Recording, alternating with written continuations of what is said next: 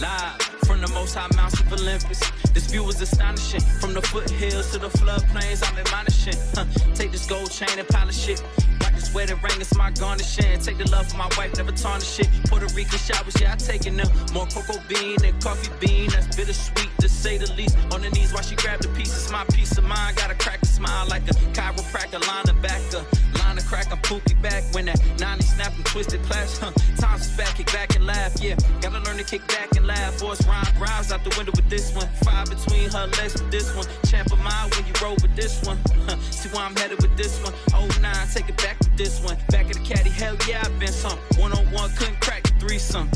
But now these wedding bells replace singles tails. Pedo chasing tail, pedo chasing hell. Better break the spell, another rock to sell. Ain't no time to fail. But now these wedding bells replace singles tails. Pedo chasing tail, pedo chasing hell. Better break the spell, another rock to sell. Ain't no time to fail. So here's a quaalude for you, mama.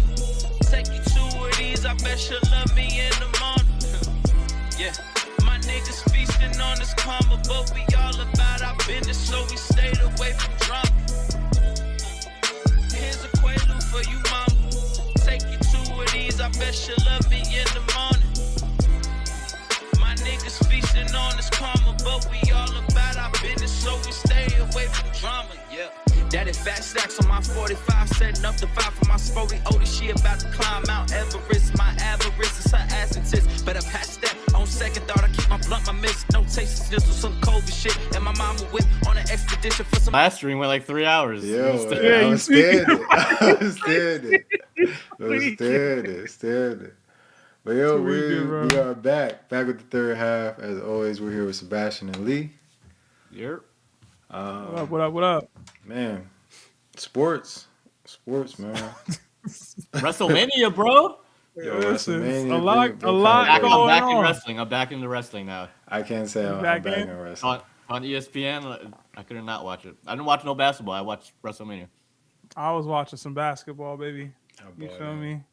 I can't watching say some I'm basketball. following wrestling now. I'm following it. Oh, I'm in it. I'm in it now. It was great. You invested, Lee. Shout out to Blair, man. Shout out to her. Man. You know, Pregnant. shout out to her. She's been out for a minute. Knocked up. Knocked up is crazy. That kid is gonna be like the next LeBron James. Though. That kid is gonna be the next LeBron James. Yeah. Hopefully she come back. I mean, whenever she come back, that's a storyline in itself, I guess. But yeah, like you said, Lee, I feel like she didn't have to come out and say that. Yeah, that's my one thing. I don't know why they needed a whole like 15-minute segment of her coming out with John Cena. They said somebody shot the club up, man. They needed to let the world know. But like he a wrestler too. Like he on the roster. Yeah. So That kid gonna be an accountant. That kid gonna be an accountant, man. Maybe. I don't know. Maybe. No, wrestling's all about the legacy kids. Yeah, for sure. Yeah, Cody Rhodes right now. Yeah. Like that Orton match was kind of crazy. I don't know if you watched it, but yeah, I had no idea what they were trying to do. Yeah, like, who was the bad guy? Who was the good guy? They kept flip flopping. I was like, okay, I don't know what's going on. I didn't like McAfee in it because I was like, I hated. What is he? I like they got him out of it. Yeah, but I hated a Jelly Roll was the one that took him out. Oh yeah, like there's too many celebrities. That's my one thing with wrestling. There's way too many celebrities. Way too many celebrities. That's wrestling. Like that's what it is now. Speed in it, like he was. Speed good. was legit. He was like, good. I don't mind Speed because Speed was legit. Like he was. Like he looked like he could be a real wrestler. But I guess the thing is, like, yo, if you're only gonna do it like half the time, it's kind of like, I don't know. Like I know, like it's it's fake, but like people like still like you love to believe it's real. But it's just like if he's only gonna be there, it's like, yo, we're promoting this thing. He's gonna be there. You know, he's gonna go off. It's kind of like, what are we really doing? Like I know it's fake, but it's like extra fake. When celebrity. Like when Pat McAfee's doing his, I could tell when that Pat McAfee he puts on his wrestling mask, like you can tell, like like I know it's fake, obviously that's all fake, but like it's extra fake. He ran out with a neck brace on. Yeah, like come on, man. Like come on, man. It's too much, but it was dope. Yeah. It was dope to see Paige come back. Yeah. I mean, they're definitely doing it right. We'll see. I'm trying to see Brock lose tonight. Yeah. I hope Brock's going down. that's my favorite. Obafemi, that's my favorite guy right now. He's the next one. He's Zion. He's what Zion was supposed to be. Y'all said the blacks are taking over wrestling, man. I love to see it. Shout out to Booker T. Washington. Yeah, you know what I mean. Now we got Trick Williams, man. Trick Williams is in the match tonight, I think. Trick Williams is low key the one. He's the one, man. Whoop that trick. Yeah. Whoop that trick. That's what they say when he come out. Yeah. That's what they say when he walk out. Whole crowd chanting. That's great. That's actually great. Yeah. I love that. I need Trick versus Javon Evans. Yeah. WrestleMania main event in 5 years. Yeah. He'll be there. I need that. Taking over. I think they both win tonight though. Oh, actually, all three. Doesn't Evans has a match too, right? I don't. It's like 6 people. I know. I know Trick is in that like TLC match or something, whatever it is. Yeah. Like 6 people in it. Yeah. Might be the same match actually. Okay. There's way too. That's the thing now. It's 2 nights. There's so many matches. Yeah, it's so many matches. All right, let me jump to this thing. I got some social media things. This first one. So this first one I thought was cool. It said there's a league. It's called Enhanced Games, where they're having like different athletes compete in sports, and steroid use is legal. So, I did not see this. Hey, hell yeah. Yes. See how far the human physique can really go, man. Yeah, yes. And that's the premise. So like they're like people are doping, and like it's like the story was about like, yo, how do you feel about like breaking records? Like, do you think it's legit? And they're just like, yo, I did it. So it's like, but yeah, the league is like, I don't know. I think they got like swimming, weightlifting, like other different sports or whatever, but doping is legal. I feel like you have to limit. You can't do like combat sports. That's the one thing I don't like the doping in. Like if I'm gonna be hitting a person and hurting another person for real, maybe we leave the dope out. But right? if you sign up for it though, right? Yeah. Like knowing the risk. Knowing the risk. If everyone's doping, I guess, right? That's what I'm saying. Everyone's doping. Going into it, if that's the premise, yeah. If we're talking like if this is like the Olympics or something, then no, obviously you need like natural athletes. I'm trying to see the best of the best naturally. But if it's upfront about it, what's wrong with it? They're not hiding it. They're like, look, I'm still into the combat piece of it, bro. Like you can end a life, bro. Like, yeah, I took steroids to defend myself, but like if you just not but if both sides are doing it, both sides are doing it. So if you die, it's cool now because we were both doped. No, bro. I mean, it's still the same rules. They're not going to change the rules. There's still going to be safety rules. Is there a way, even with like headgear or something, would that make it like better? Like amateur boxing when they wear the headgear. I hate that in the first place. So. Yeah. So you want safety or not, man? Yeah. What do you want, man? What do you want? I don't know. Pick a lane.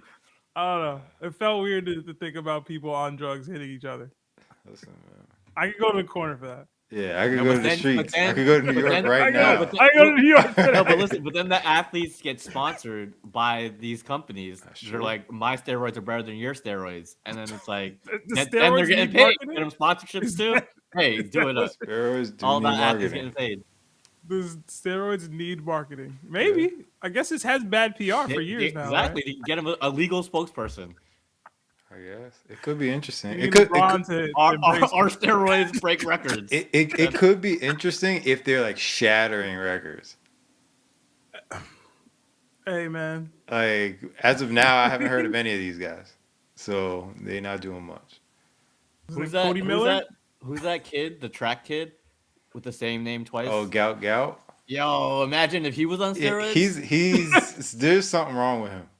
There's something wrong with him. He's too fast. He's not human, bro. He's too. What's his name? Gout. Yeah. His name is Gout.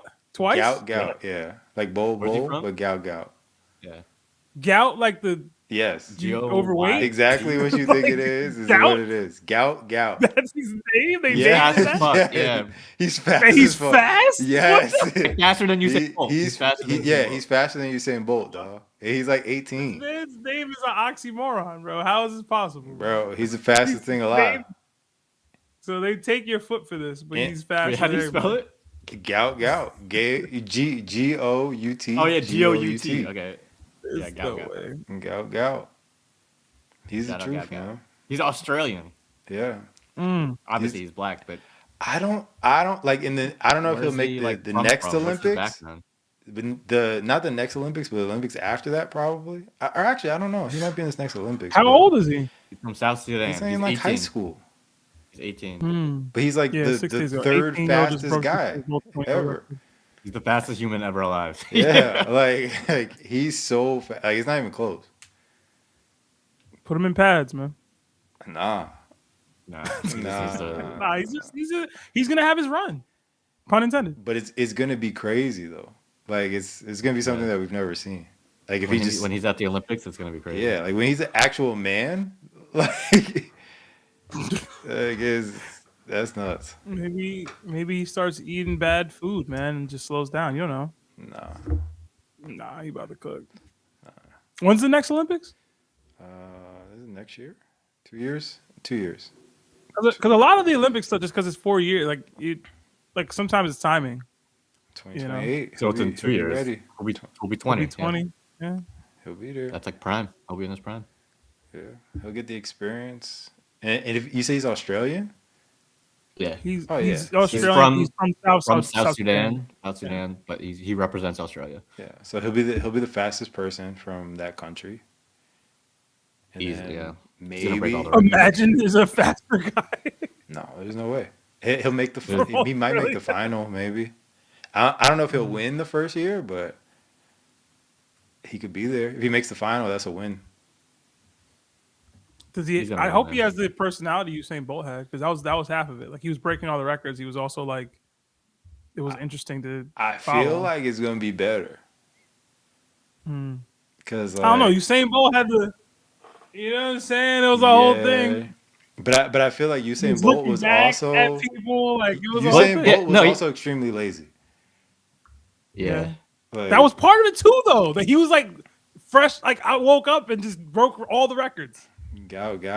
Nah, this he's got the swag too, because there's a picture of him waving at the guy behind. Let's go. That's what we need. That's what we need, bro. He's just like waving at him, like I to say. I need him to be the villain, bro. I need him to like push somebody mid run. The thing is, the USA got no one to challenge him. That's what's gonna be underreported. If we had someone, I don't even know who the track phenoms are coming up, but it's gonna be there's got to be someone. Is there someone? It's got to be Noah Lyles. Noah Lyles ain't doing a goddamn. Noah Lyles not doing nothing. That's all we got right now. He's not doing nothing. Come on. But I love to see it, just because I hate Noah Lyles. You can get dusted by 2 whole seconds, bro. Yeah, that's crazy. Nah, that's crazy. He might. He 2 whole seconds is crazy. Not 2 this whole kid seconds. Can't be that fast. But it might be. It might be like almost a full second, in 100 at least. I gotta see this kid run. I'm gonna look him up. Fast, this is crazy. Y'all hyping him, bro. I could beat him in the car. Fast, all right, what else we got? Oh, so I saw this clip. I saw this guy. He's the next. He's Stockton. What is it? Stockton Hughley. He's a 5th grader. The name. Oh nah, snatch back. He's nice. Nah, he's nice. There's a lot of kids like these kids come up on my time. He could go left. He could pass. These kids are crazy nowadays. 5th grade is crazy. Full sham god in transition at 5th grade. Oh. And he got range. Yo, the spin move is. Spin move, lefty leg. Yo, he nice. You just gotta hope he grows. Yeah. When he hits the growth spurt. Yeah. You just gotta hope he hits a growth spurt, because if he stays like 5'8", he's not gonna do nothing. But hopefully he. That's why watching these kids are crazy, because you never know. Nice, man. He's better than I've ever killing been everyone. At Look at this already. It looks like he's like 2 levels above all these kids. Yeah. And you think you could beat him? No, yo, I was just about to say, like I was just about to say, yo, like it, like I probably just size wise, right? But like maybe not. Like if he get ball Yo, he first and got you playing 1-on-1, You're not he getting the ball. Yeah. pickpocketing folks too. He on defense clamping. Ain't no way. like he could play and like he could play in a high school run. Yo, he's He not even carrying, bro. he be alright. He going behind the back, tween, step Whoa, back. hold up! Shout out that ref. Yeah, I was gonna say. Yo! I was gonna say. Yeah, I was gonna say. You be Yeah, hustling up and down the court in that? yeah, No. the ref in the wheelchair, man. Yo, I love that he could go left, bro, and finish both hands at the rim. He's Yeah. actually raw. He's Like, nice. Yeah. His dad proud as hell, bro. I know. Floaty. He got a floater? If it's lefty, I'm drafting him one right now. 2040. Whatever. They say How old is he? He's in 5th grade, so he's 11. He's gonna be a king in 2030. Okay. Nah, then 2030. 2030. Yeah. He's gonna be a king. 20. That's crazy, man. How long did it? Or I can't do Sonic. math. He's gonna. That's the super. 2032. That's the Supersonics. The next Sonic's franchise player. Him and Flag gonna bring white boys back, bro. That's crazy. Flag gonna be like what? Flag will be in his prime, man. Yeah, I was just about to say 26. that's so crazy. Flag gonna be just like in his prime. Yeah. With like at least Basketball 10 is years wild. left. Mm. Like that's nuts. Like, we always see those pictures with LeBron and all the little kids. Yeah. This kid's gonna be one of them. You said it's Hunter what? No, Stockton what? Stockton Hughley. It's racist. I said Hunter, bro. My bad. I mean, Stockton his name's Hughley. Stockton. His name's Stockton. Yeah. Yeah, like, not far off. You nice. I mean, man. The looking tweet at the- that's behind the back. He needs some better competition, though. Back. Yeah, he do need some better. He looked like he in a I need league to see full of some black Stocktons. kids in here. You got a I league. need- Yeah, I I was need some gonna. black kids in here. Thank you for saying that. Yes, he's in a league full of Stocktons. Yeah. I need to see some competition. Lee, you can say it. I need some Deshaun's in there. I need some, But they are like the thing is, it's like yo, these kids are like they're not the best comp, right? But they're playing. Like it's not like he's going around Combs. They're putting. Yeah, Like, they're giving effort. they're pushing up. Yeah. Yeah. And Yeah, they're 'cause- bigger than him. Yeah, it looks like that he's playing with older kids, so you know how that Yeah. they're not gonna just like let him school them. So Yeah. he's definitely younger than all those guys. Yeah, I do want to see No. if he finishes through like contact. I'm trying He to see has some hard been, fouls. bro. Nah, man. I'm trying to see He been somebody go finishing at him through for real. contact, man. Trying to see what he looked like. Somebody put him on his ass. He's nice, man. Someone in the comments said this kid does zero schoolwork at home. He studies film and he practices hooping. Ain't no way. 11 He doesn't- years he doesn't- old. Bro. He doesn't even play Fortnite. Doesn't play nothing. Yeah. He's I don't think he owns a video game console, bro. Yeah, yeah. I'm gonna be honest with you. He nice, I man. wish I was this nice. He was even doing the like, yo, you get bumped and he like throwing the head back, like trying to get the foul. Lee said, "Shout out to the ref." Yeah. The ref was in Pulled it. up. The ref was in it. Mid man. shot, yo. All right, what else we got? All right, so I saw this graphic. Players to win multiple championships without a top 75 teammate. Tim Duncan, Kobe, Steph Curry. You petty. You're petty. What you mean? You did this just because of Lee and the Klay Thompson talk last week. No. I know it. No, I know it. I honestly How was wasn't. Kobe?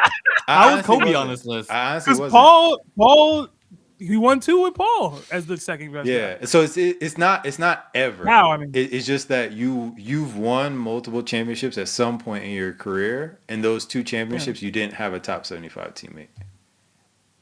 Oh, I see what you're Yeah, saying. it took me a while to figure it out too, because I was like, "Yo, Tim Duncan, nah." Like, what the fuck? But What did Tim Duncan? he's never had a top 7 because Manu and but even Tony Parker but didn't even make top 25. and it like They it didn't takes win that. with David Robinson. Oh no, they did, but he No, but won he over- has that's like what I'm saying. 4 out. Yeah. Yeah, This yeah. is confusing. All right. I Yeah, get it, it's a confusing like But thing. what's confusing about it? I No, feel- because it's not like because he won confusing. like he won with Kawhi too. Yeah, he won with Kawhi. You know, but like that's he not won with like, David Robinson. There's 2 years but where he he's won didn't. so many. Yeah. He's got Yeah, I see what they're saying. Yeah. I think the issue is it says multiple when in reality for each of them it's just 2. Like it says multiple, Yeah, I think but in you're right. reality It it's is, just 2 for both of them. Yeah. All 3 of them is 2. Yeah. No, but but like that top 75 list is gonna change. Like the next time that comes out, it'll be list, like Draymond's gonna make that list.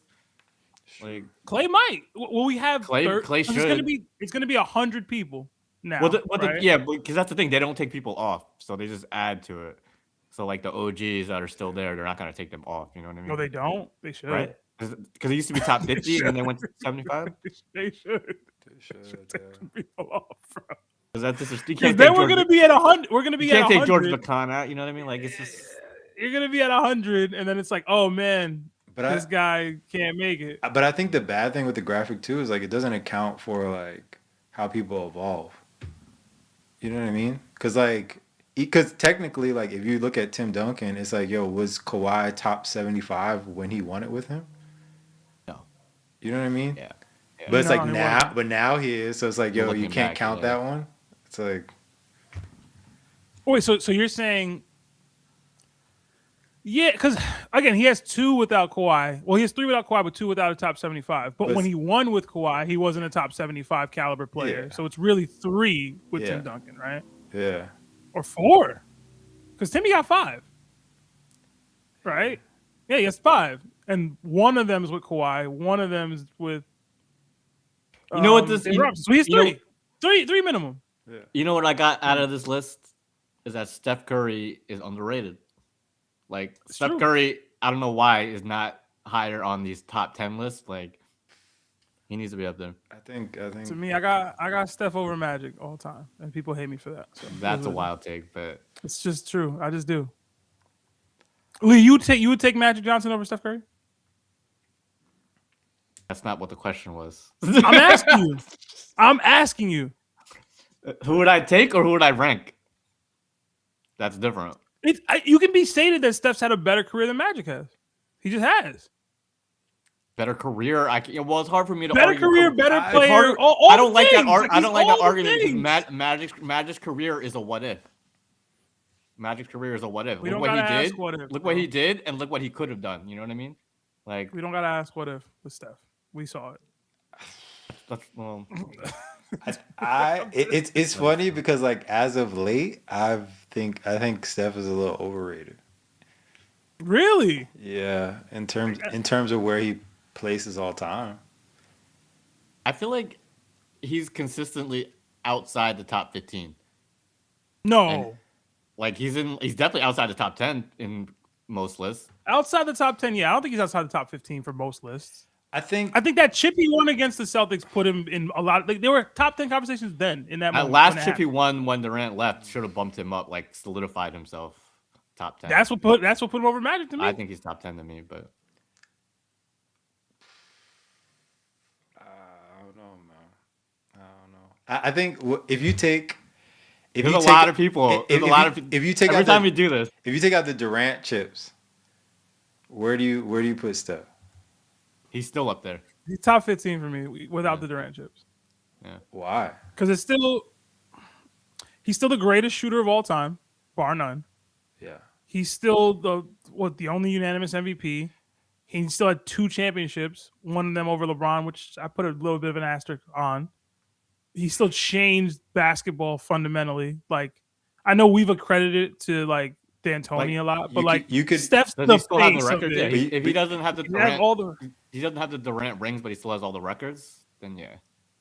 But I think you could argue. I think there's no arguing like best shooter of all time. But I think everything else is like.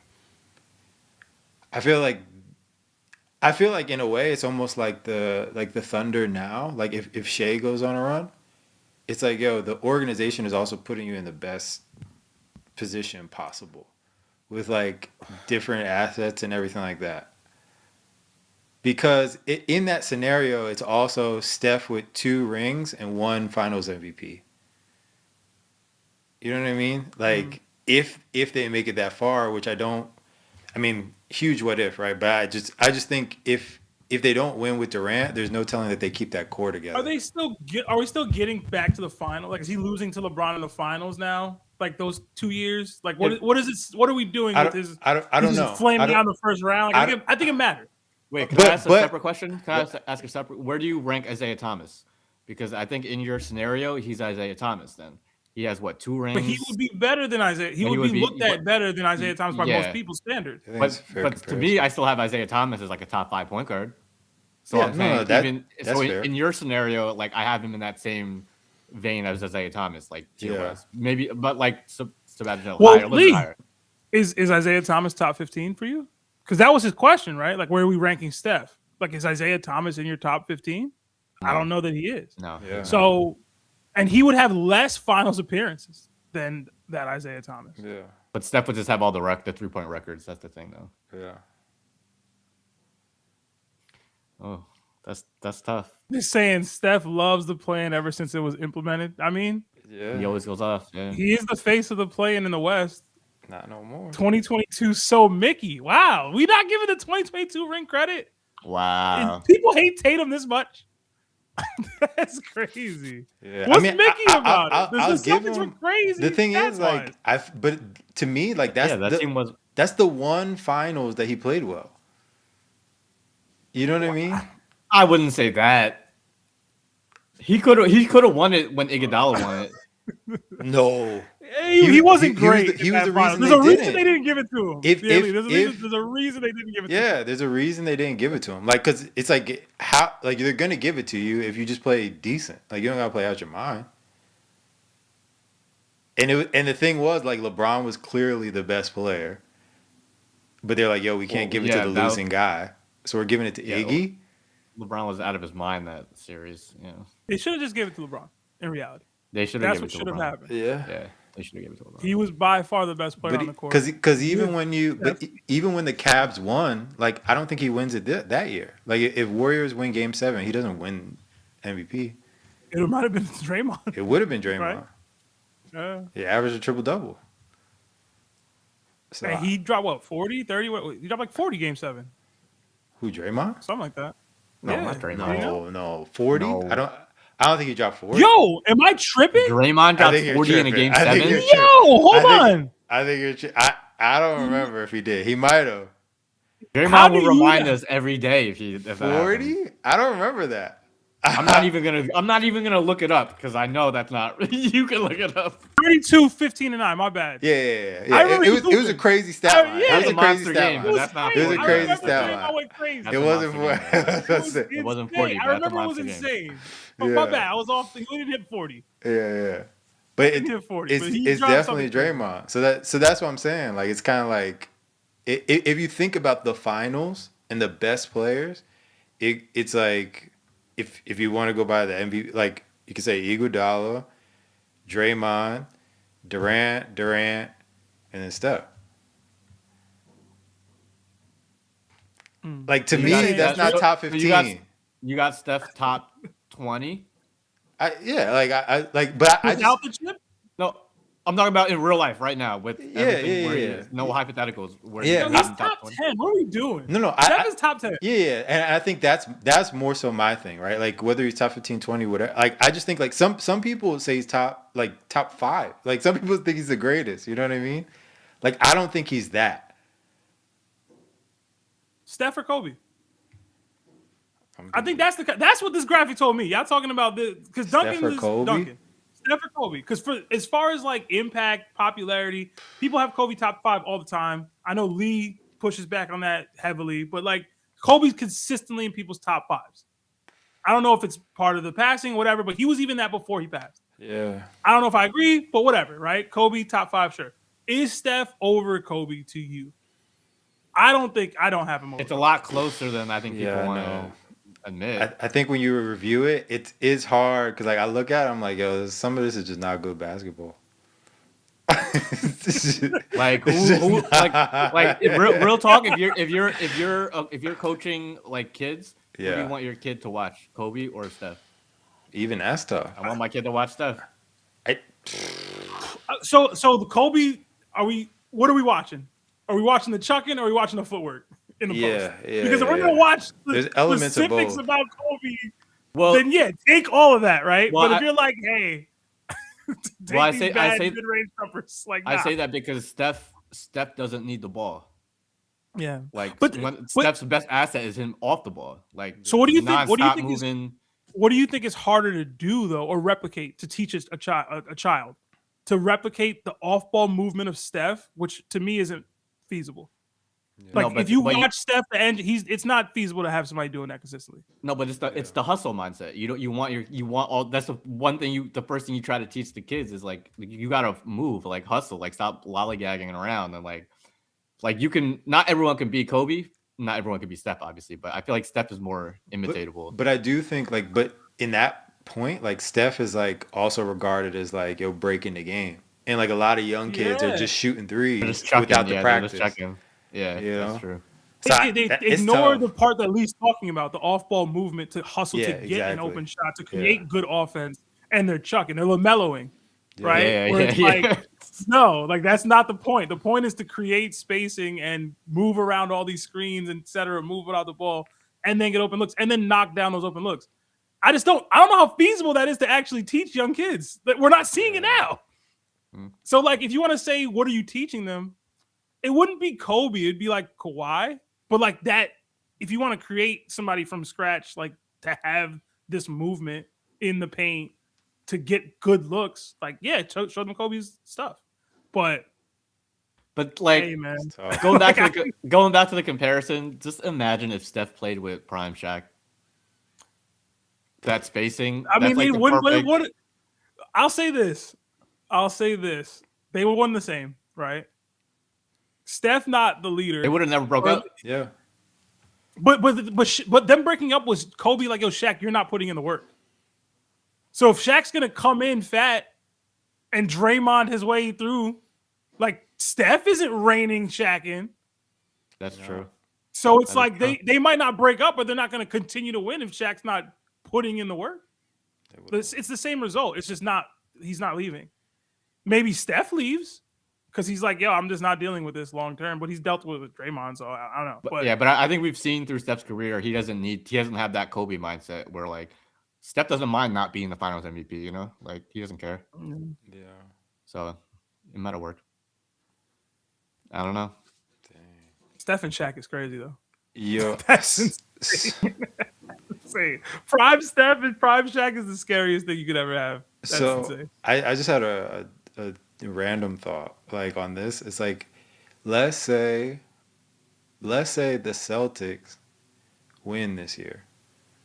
Jaylen Brown is Finals MVP. Oh no, I'm not having this conversation. No. Where does that put him? Next topic.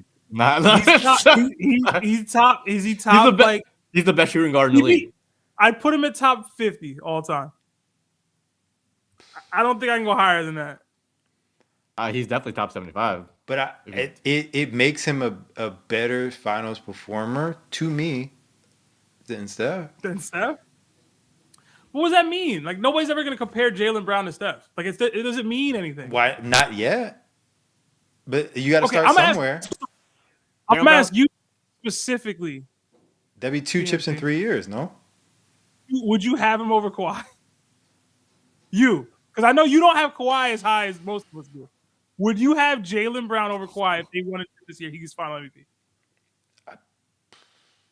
I might have to. Because he wouldn't have all the other hardware, right? He wouldn't have like the defensive player of the year. But it's crazy. You know what I mean? But it's crazy because like all teams. But it's crazy because like he carried this year. He should be like an MVP candidate this year.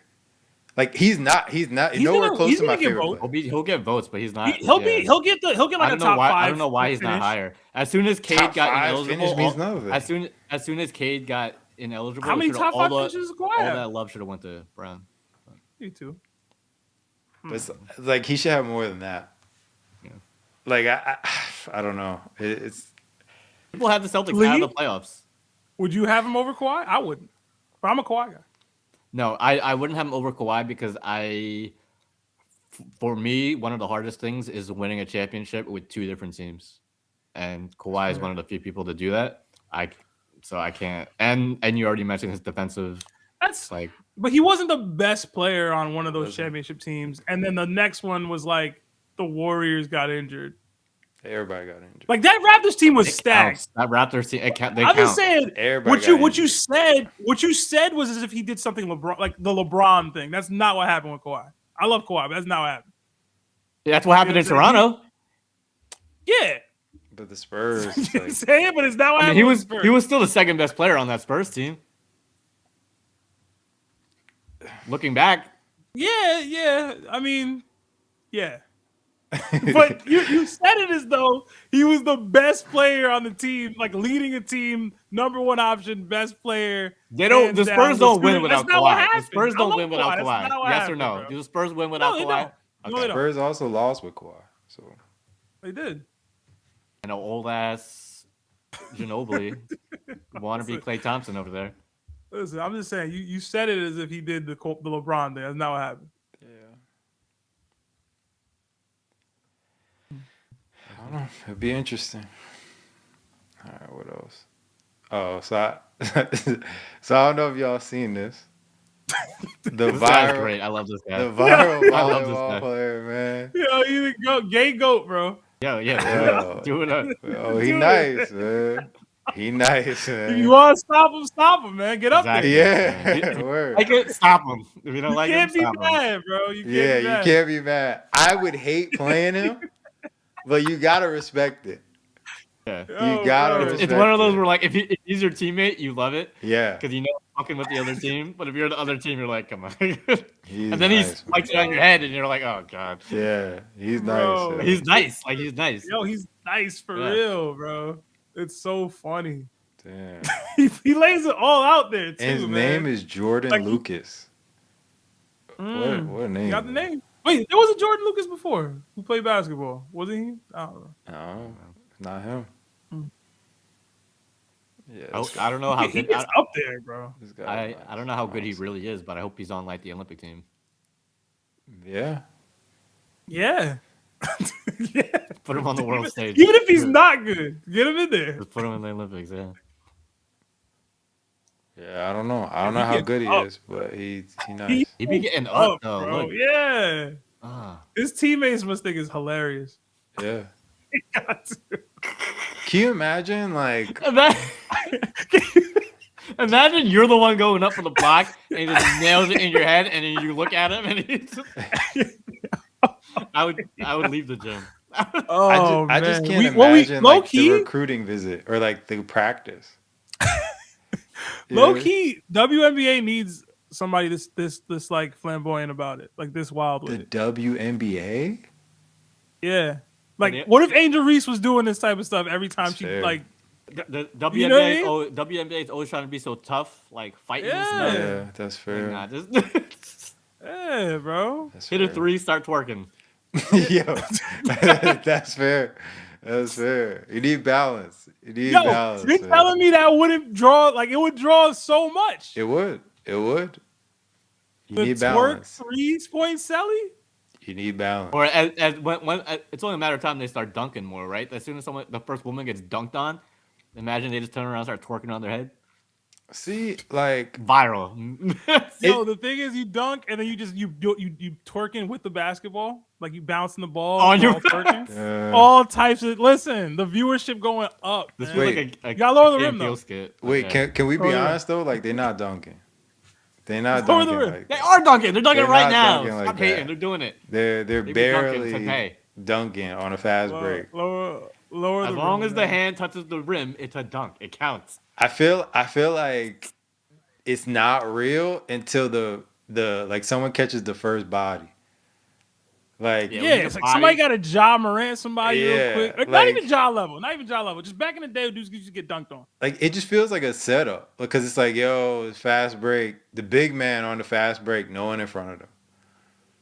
And then they take like 5 gather steps. Yeah, and it's like the other team kind of knows, and they're like, "Yo, like I could stop them, but like this is better for the game." So I'm gonna let them. There's no chase down block. No one's chasing down the block. Chase down, but that's the thing. What if you get a chase down block and then they react like Jordan Lucas, man? Like, cause they got the block. That's fair. I'm with it. You got a good point. WNBA, they need it. They getting money now. Yeah. Celebrate. Start showing off. Yeah. Start throwing more out. of that. Showmanship. Oh man, I don't know if I can play the audio. Oh, but this guy was crashing. I'm not gonna play the audio, but the guy was Yo, crashing Bron out. fans are too much, bro. I'm sure Trying we've to all get, been in. There's always every barbershop has this guy. Come on. yeah, Bro, Bron fans are too much, bro. he couldn't even cut his hair. Dude wasn't even saying anything too crazy to me. Like, if you remember Shaq's impact on basketball, like it's a comparable debate to me. I don't know, but he said Shaq had more impact than LeBron. Listen, it's a debate, man. It's a It debate. is. It's a debate. It's a debate. I don't agree. Not it's if a you debate. if you include off the court, it's not. I don't think so. But yeah. On the court, Shaq was my favorite player and one of the reasons why I started watching basketball for real. So maybe it's too specific to me, but like that was the thing. Oh, I want to see Shaq, and that was like magic Shaq. Yeah. Let alone he went to LA and was winning like the Lakers chips. So it was like, oh snap! Like Shaq was such a huge thing. I feel Shaq like had a rap career. Like, he it was definitely a whole thing. influenced the game for sure. But like you said, like outside of the game, like it's not even close. All the commercials. Shaq bigger than y'all think he is. He was big. He was big. Huge. He set the stage. Yeah, I was gonna say to be fair, Shaq came first, and Shaq was probably the first one to break through and cross over out of basketball. Because like you said, he had the music career. He was in movies. Put it this way: after Jordan, it was Shaq. Like we talk about Kobe, it was Shaq, bro. He was the face of the league. He was the biggest name. Shaq was never the face of the league. It's a lie, Lee. Shaq was never the face of the league. A lie. Lee. There's only been two. You're lying. There's only been two faces of the league in the past 30 years: Jordan and LeBron. I'm saying in that window before LeBron came into the league, it was Shaq. No, he was still Jordan. The guy. It was still Jordan. That's how Jordan was retired. Exactly, he retired and in it was 98. still Jordan. It was and Jordan Shaq, was still the face bro. of the league. All right, man. So Shaq goes to LA and wins 3 straight championships and was the biggest star in basketball. And he wasn't the face of the league, Lee. All right, man. Not the undeniable. Like when Jordan was the face of the league, there was no question, right? To be the face of the league means there's no question. Okay, LeBron is the face of the league. If face of the league is too high regarded, he was at minimum the league's biggest star for like a 5-year span. They still had Kobe. AI was there. Kobe back then. AI is the only other comparable AI person. Was around. AI was more face of the league than Shaq. Oh man, all right. Yeah. See, but that's my point. It's a conversation. Yeah. If you're really the face of the league, it's not a conversation. Like Shaq, no one's arguing. Shaq might have been the most dominant force or like the best player for like that stretch in reality. But like face of the league, like winning's not enough. Like Jokic's not the face of the league. Because AI did have a run. And Shaq swallowed it up, man. But that's what I'm saying. Shaq was better. Shaq was better for sure. Those teams were so stacked, no one held it against AI. Like the fact AI got one game. That's like, yeah. Oh man, I feel like it was a thing, man. Like when Shaq, even when he got traded, like nobody cared about the Heat, and then the Heat were like people's favorite team. Like it was a thing. Yeah. But I don't know. Again, Shaq was my favorite player, and I followed his career specifically. So maybe I'm just biased, but that was a whole thing for me. What is this LaMelo thing on the screen right now? So this guy broke down if LaMelo Ball was a winning like basketball player.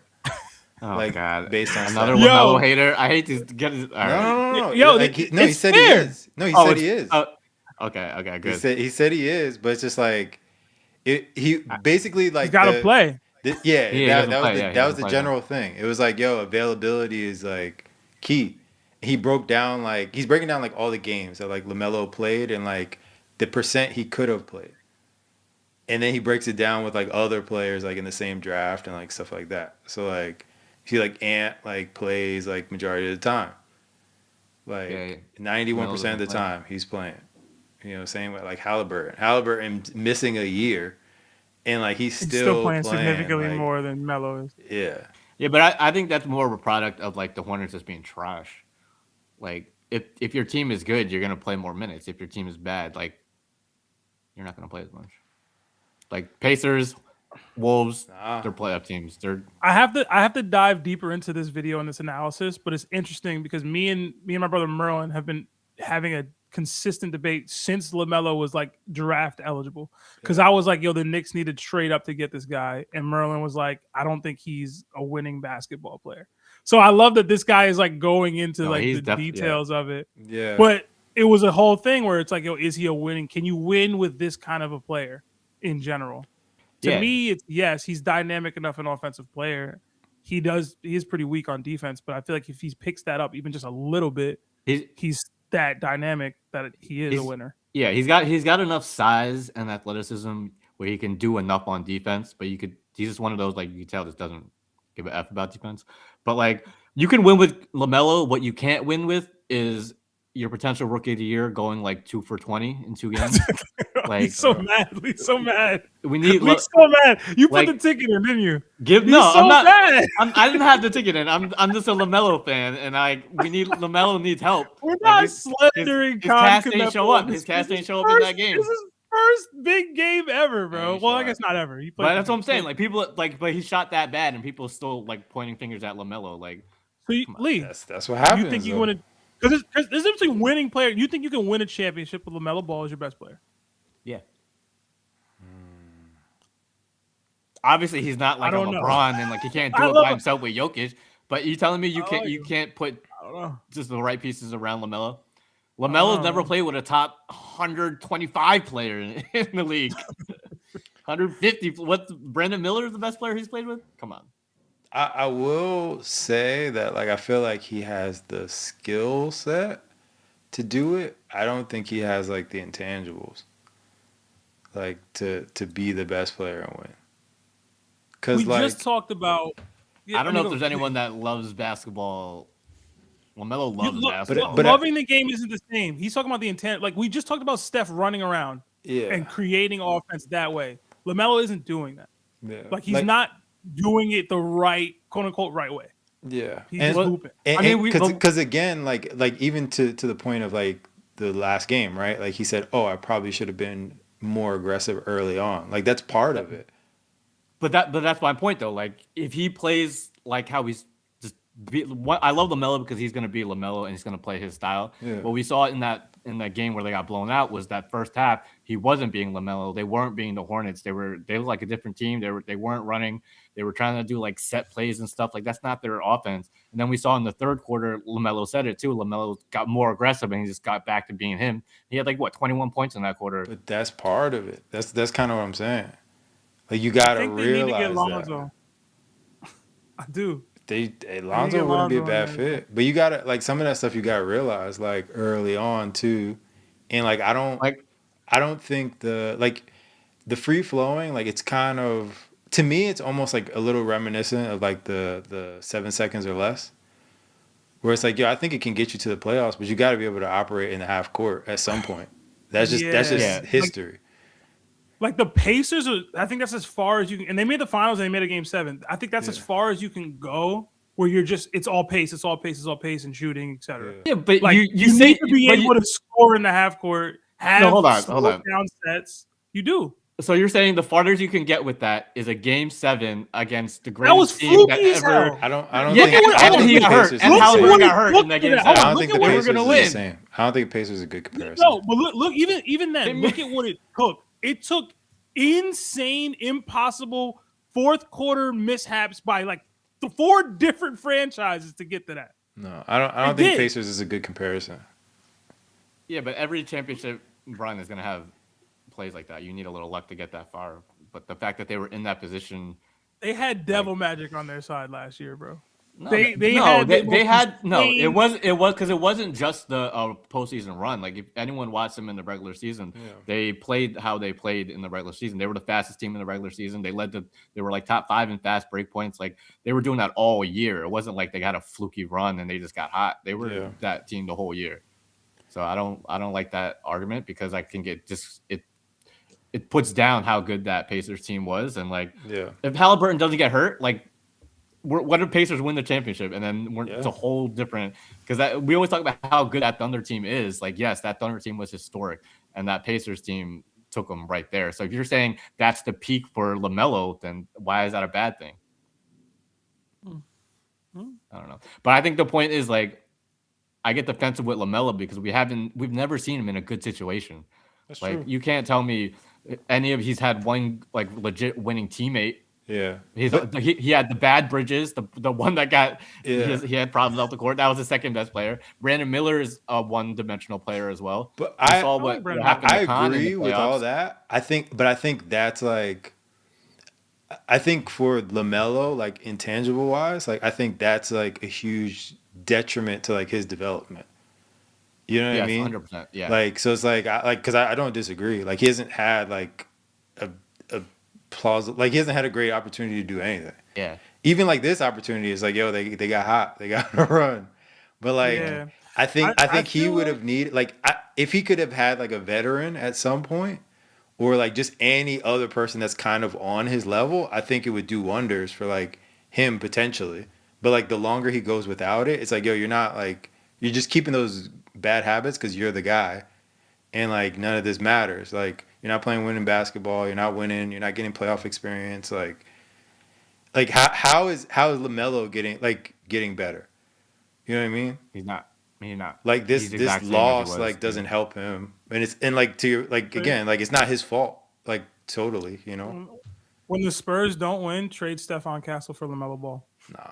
Oh, and get rid of De'Aaron Fox. Nah, never. Nah, he might need to keep De'Aaron Fox for the veteran leadership, but never.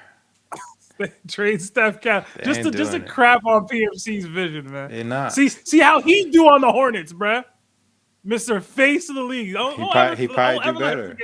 That's not what I said. I would love to see LaMelo and Giannis team up. I said most important player on the team. It would be Shaq and Penny, man. Low key. You gonna see, man, when the Spurs are in the final. Because you saw Wemby out, right? Is he out? Wemby out, game 1. So it begins. It begins. I told you, most important guy. The Thunder are gonna win again. Do you know Stephon Castle gonna carry him, man? Stephon Castle gonna carry him, man. Knicks is 6. All right, I think I got 2 more. The JSN thing. This is so funny. I don't know how this was a thing. He wore a size 12 at Ohio State and then went to the NFL, switched him to 10.5. He stopped having hamstring issues. Because the Seahawks do body scans and customized gear for each player. This is so like you're telling me you're wearing a size too big, like 2 sizes too big this whole time. So as a guy who has wide feet, we talked about this last night. I've worn a 12 when I'm probably really a 10.5. Like that's a thing that has happened. I don't play collegiate football at a D1 all-time great notable school like Ohio State. How is this possible? Yeah. You can get custom cleats made, bro. It's had to be his decision. It had to be something he was doing. Like, you know what I'm saying? There's no way. Maybe he's like a sneakerhead and he's used to wearing shoes a couple sizes too big so they don't crease, and then he didn't realize like for football cleats they should actually fit. But I don't know. You know, I will say like there is a point because I thought about this and I was trying to think of like a legitimate thing. I'm like, when did you guys first find out that like your feet stopped growing? What?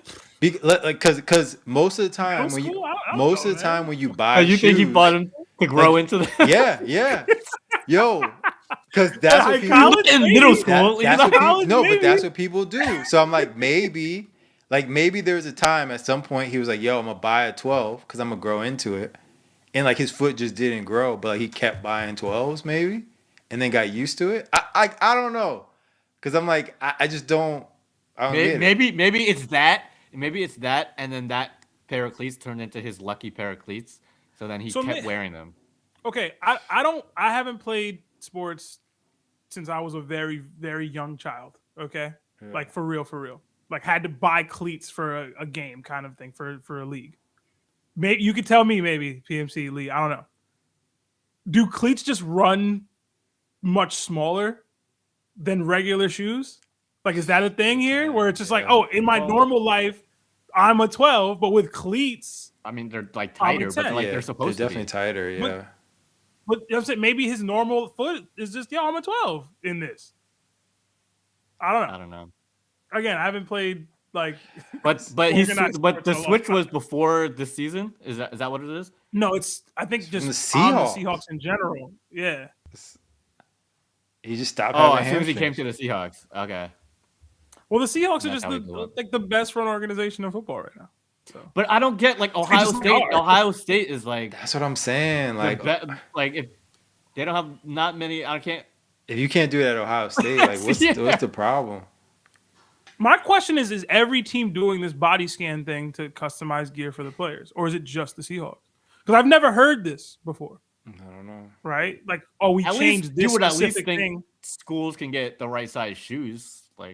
I would. You need a body scan to tell them. I'm gonna be real. If I'm the DA, right, of the school, and the kid tells me he's a 12, get him the 12s, bro. It's not, to me, it's not deeper than that. Yeah. You know what I'm saying? I was nah, you're lying. Measure that shit. I will say I don't think body scans, I don't know if Seahawks are the only team that does it, but I don't think every team is doing it.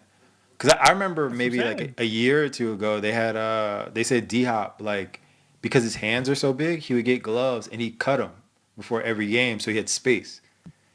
And I'm like, yo, you guys can't make a bigger glove for D-Hop? You know what I'm saying? That don't make no sense to me. He's got to cut the glove every time? There's going to be innovation, bro, because what was it with Jaden Daniels or whatever? He was using VR to train and see, and he was like, I'm better now because I do this. Yeah. And it's there's just going to be innovation. Maybe this body scan thing is the next wave for NFL teams. Because again, the Seahawks are one of the best front organizations in football right now. So maybe it's just a new thing. I feel like most colleges aren't doing this body scan thing for all the players. Even at Ohio State. They need to start. Hey. Yeah, they do. That's wild to me. That's wild. Because hamstrings, bro, that could have been his career. Especially wide receivers. That's a big thing for wide receivers. Did he have injury history at Ohio State? I wonder. I don't know. He still got drafted high. Well, it says he had hamstring issues, so maybe I don't know. But. That's crazy. Hey, man. All right. Shout out to JSN, man. He was my draft picks this year in fantasy football, bro. He was nice. All right. And this is my last one. The power couple. It said, I think the journalist that asked the question, she got fired. I think this is her because it says concerning the AZ question from the reporter as someone who this is someone else. And someone who recently worked in journalism for more than a decade. After my teaching career, I have to say it would have been almost be a dereliction of duty for a true journalist to not ask the question. If AZ's right not to answer, of course, but someone swooping in like she's a child was not the way to go.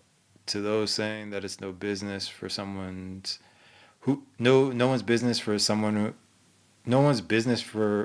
someone dates, I may be inclined to agree. One, if they were not teammates, which is why they shouldn't be, and two, if the league didn't pride itself on flaunting these things before the public at every opportunity.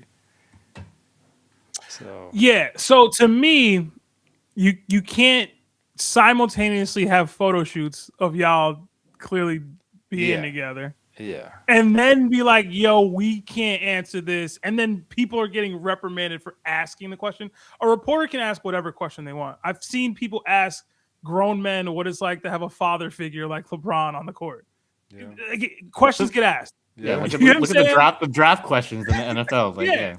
Questions are going to be asked. And to me, I think the WNBA does a disservice when they try to overprotect the players in this way. Yeah. Let them answer. If she doesn't want to answer, she doesn't have to. Yeah. You know what I'm saying? But like you said, it would be a journalistic disservice to not ask. It's a real question. You're a teammate. It's the elephant in the room. It's the elephant in the room. Everyone knows. How would be a journalist and I don't ask the question? Yeah. So a thing I thought about off of this too. Do you think that this has any? Because I don't know who jumped in, right? I don't know if it was the WNBA or I don't know if it was the Wings, but do you think that this has anything to do with Angel Reese, like Angel Reese, Caitlin Clark? Like, do you think it's a response to like that, or is it, or can we make the argument like, yo, like y'all didn't protect Angel Reese in the same way when she had to keep answering those questions about comparisons to Caitlin Clark? But how do you? There's no like social barrier there, right? Where it's like, yo, I'm comparing you to another player in the NBA, WNBA, or that's whatever. This is their personal like. But the thing is, but there was no connection though. Like it, you know what I'm saying? Like it was like a thing that like they wanted to make it a thing. Yeah.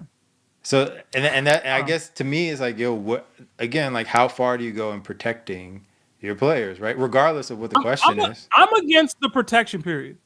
Like it shouldn't exist. Yeah. If you want to expose, you want more exposure, you want more money. Like they're getting more money.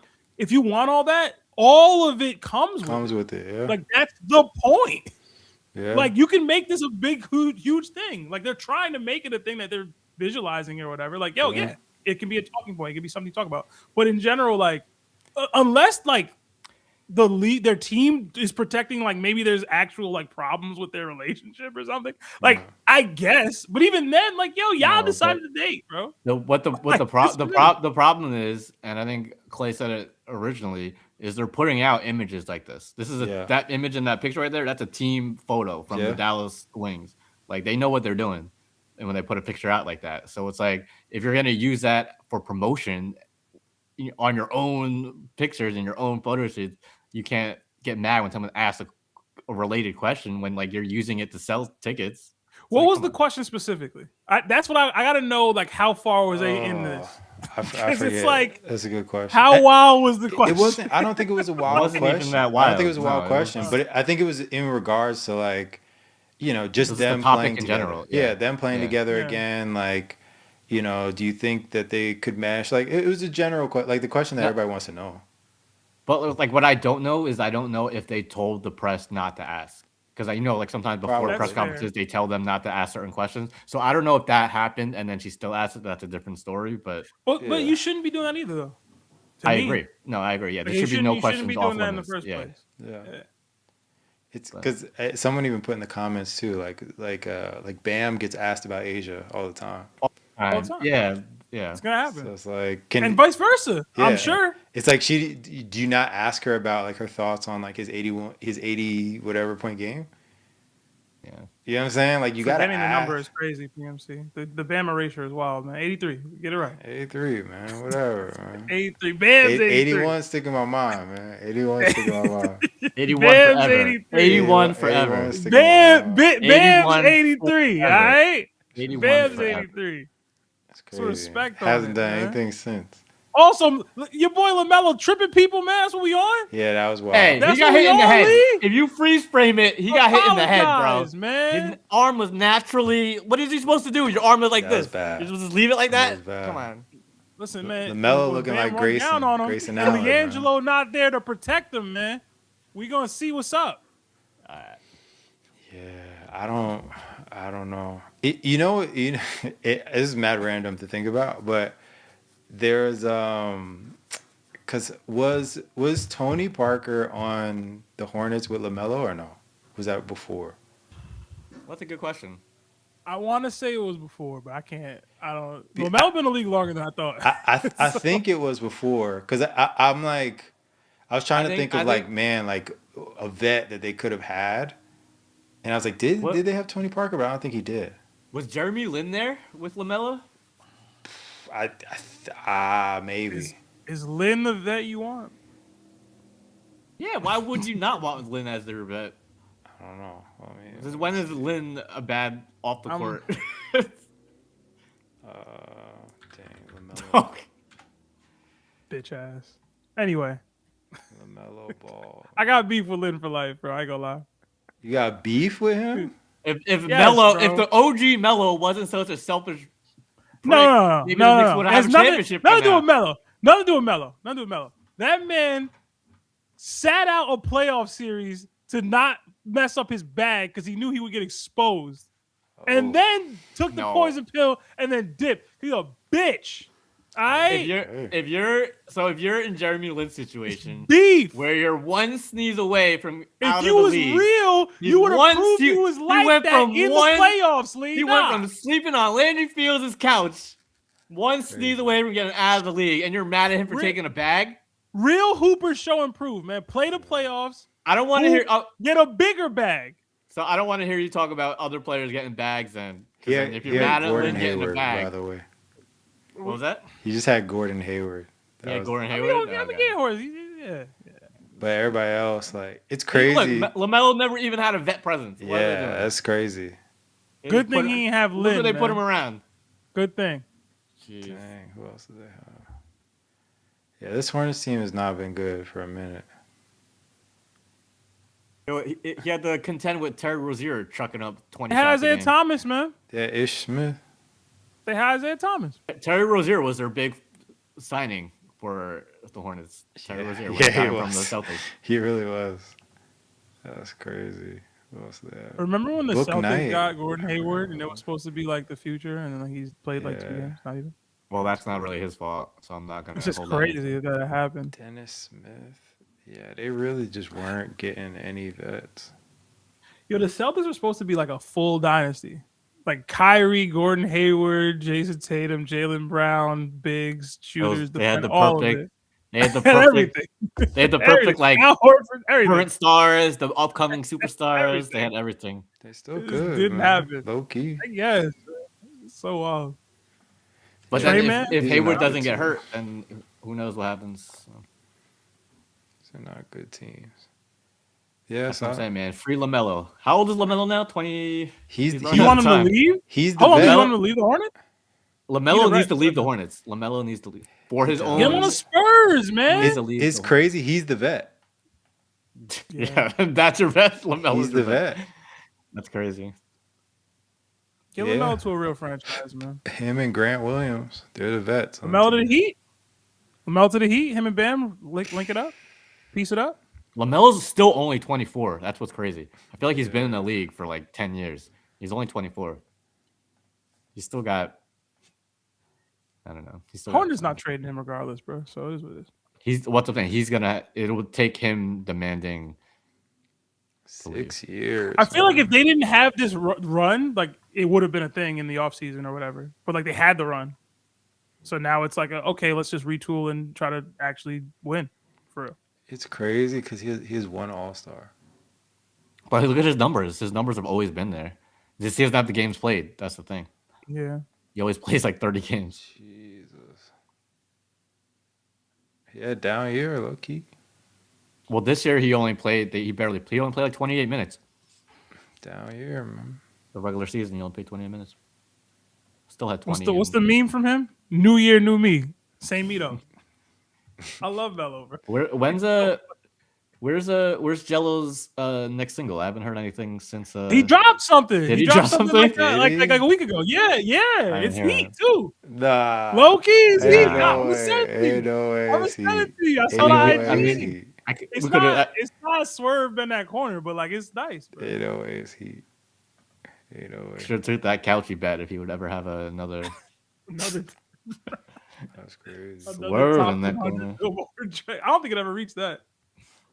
Damn. So how do y'all feel overall about the play-ins? I think the games were good. The play-in's always been a good idea to me. It's always been solid. Like I think they benefit from dudes like Steph still being in it. Like it gives you a chance to still see like high intense playoff basketball from like winner take all at a lower threshold for stars like LeBron or KD or Steph or whatever. And then like it can make stars. Like that Hornets Heat game was crazy. Like it just was. Like that was some of the best basketball I'd seen. Like it was so intense and crazy. Kobe White got paid. Yeah, that's what I'm saying. Like that was crazy. Those moments are what we want.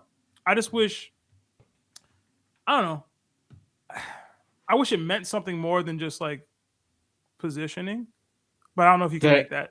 happen. I feel like the play-in is getting there. I was against it when it first came, but like I feel like it's getting there. There's still a couple of things I would tweak to make it better. Like I don't think there needs to be a games back cap. So like the gap between the Warriors and the team above them, I think it was a pretty hefty amount. Like the Warriors, I don't have the standings in front of me. The Warriors were like under 500, weren't they? And then I think the Suns were 45 and whatever. It was more than 5 games, I think. So I think if there's like a 5-game gap, they shouldn't even play. Like there's no point. Like you have to be between the Suns, like the Warriors, or the 9th seed.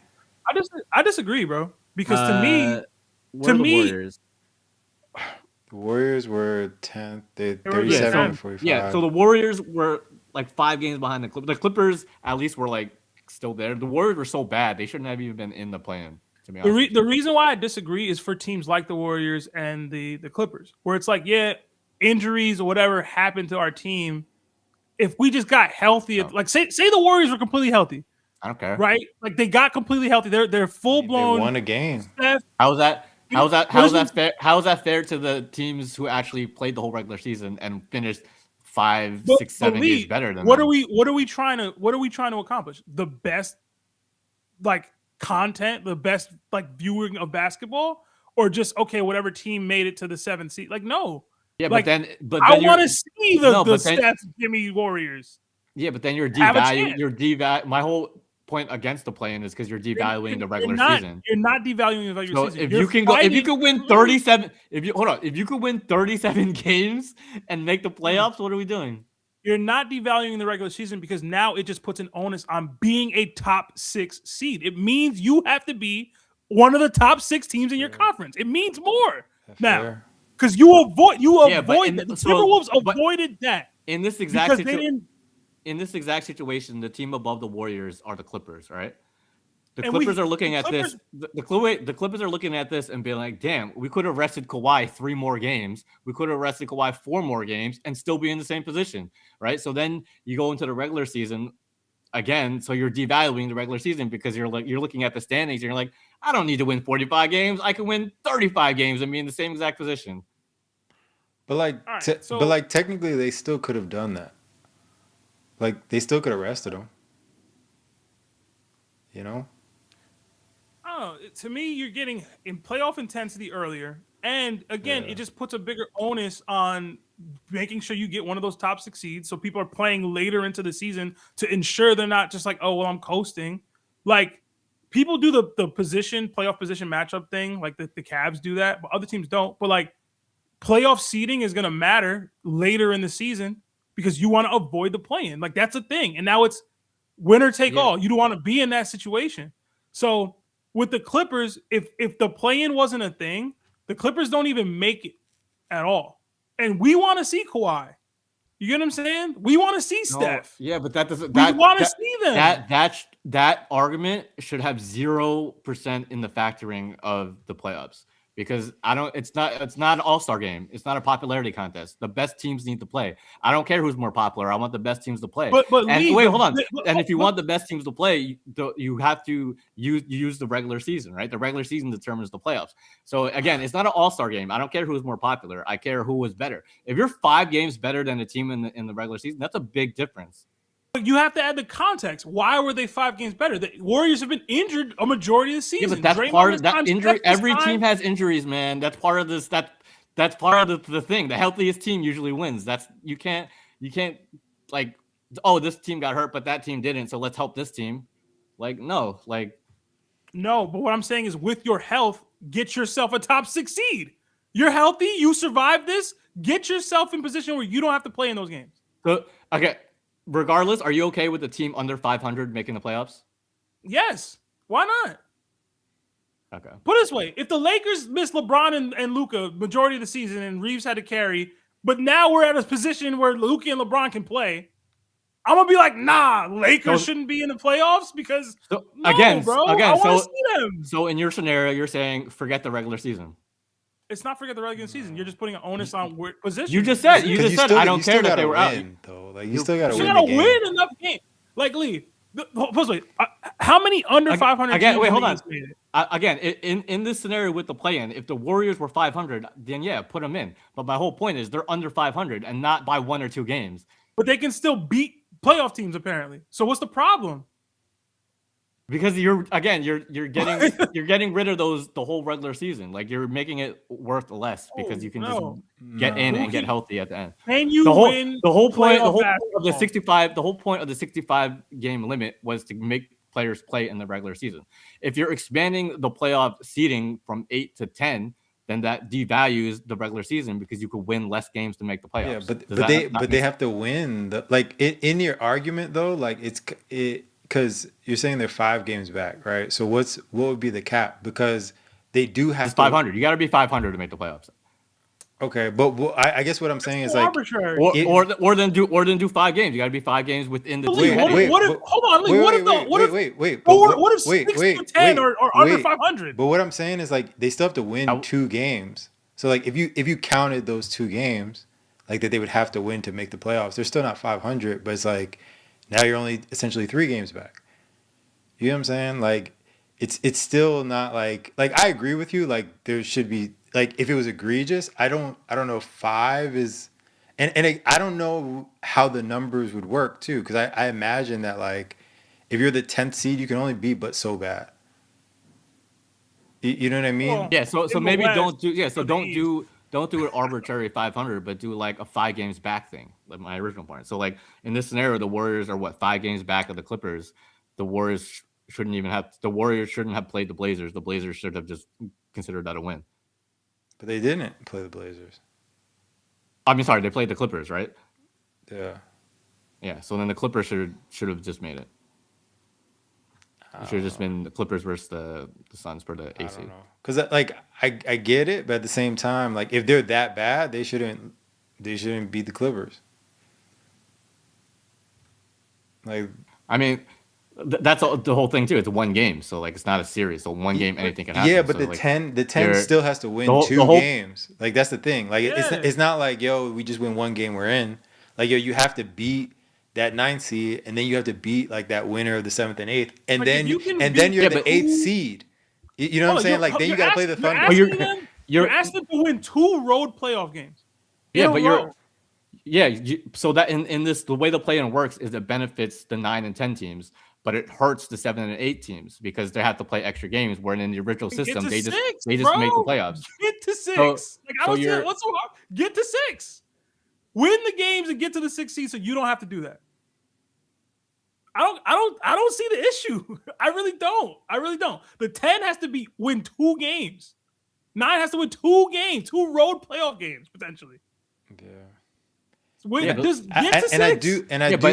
But if you compare like the original system, the 8-team system, Lee, you think the owners are mad they're getting extra home games for their like? Now we're talking in ticket sales. That's different. Obviously, the more games, then the more. But I'm saying if you compare to what the system was to what the system is now, right? So originally there were 8 teams and now there's 10 teams. So the system now compared to the system then, it's hurting those 7 and 8 teams who fought for the 7 and 8 teams. And you're helping the 9 and 10 teams. So you're helping the bad teams more than the good teams. That doesn't make sense to me. I don't think you're helping the teams that are under 500 try to get a chance to win. Why? They're under 500. I don't care about injuries. Injuries are part of the game. Your guy got hurt. That sucks. You're under 500. Like, why are you in the playoffs? You're really telling me because you can win these games. You're 5 games under. This is the tournament of champions, the playoffs. You're the best teams. It's not.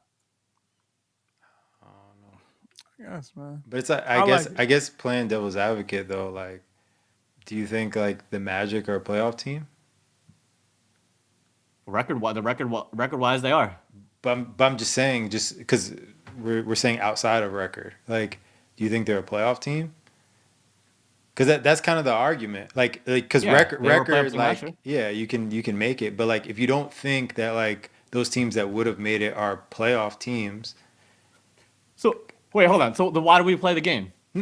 No, but that's the question if for we're you. Just putting in who we think is good. No. That's my point. Play the game. No. You're missing what I'm saying. You're missing what I'm saying. I'm saying like before this play-in, if I asked you Magic or Hornets, you would have said the Hornets are definitely a playoff team, right? But like record-wise, they wouldn't have made it. You know what I mean? Like they wouldn't have made the Hornets were playoffs. one game back in this. But In my scenario, they would no, but play in the old scenario though, they wouldn't have made it. The Hornets wouldn't have made They wouldn't have made the playoffs. So so in the same way that you're saying, like it can't just be for one scenario. It has to be for all. Because like in this scenario, Hornets wouldn't have made it. But in this scenario, we're giving the Hornets a chance to prove, hey, that one game back was Lee did say it should be a games back situation. Yeah, so I didn't say get rid of saying, play-in. but the I Hornets just said add that little caveat. Right, but what I'm saying is Hornets lost.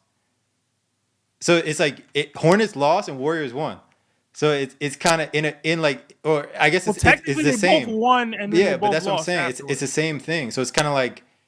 Yeah, but you're using the whole point. Yeah, but you're using a single game, anything can happen thing. Like you're a single game sample size. But the best team. But that's what it is. But that's what the play-in is. Like, that's the point. That's the point. Yeah, and that's why I don't like it, because there's too much chance of a bad team making the playoffs. Like, yes, the Warriors won, but I don't think they're more deserving to be in the playoffs based on the regular season. But they won one game. You would say the Hornets are, though. No, but it's a different scenario, because in my proposal, the play-in in the East stays the same. My one proposal would have the Warriors out. So then we don't get that epic game. Yeah, that's what I'm saying. We're just losing. Like we lose as fans. Yeah. Period. And again, we're talking about the playoffs, not the All-Star game. Well, what are we gaining though? We're gaining security for the 7th seed. Who cares, bro? You shouldn't be the 7th seed in the first place. We've seen eight seeds beat 1 seeds before. And we could eventually see a 10 seed beat a 1 seed. You get what I'm saying? Like we could. And I guarantee if that happened, they would change the playoff format. We both said, and we were wrong, obviously, but if the Hornets made the 8th seed, I would pick them over the Pistons. Yeah. Because it was a series I wanted to see. Now I don't get to see it. I mean, that's on them, but it wouldn't even have been a possibility before. Yeah. I like the possibility, man. It gives a chance team to get hot, man, and start hooping. Again, my only caveat was if you're 5 games behind, you shouldn't even make it.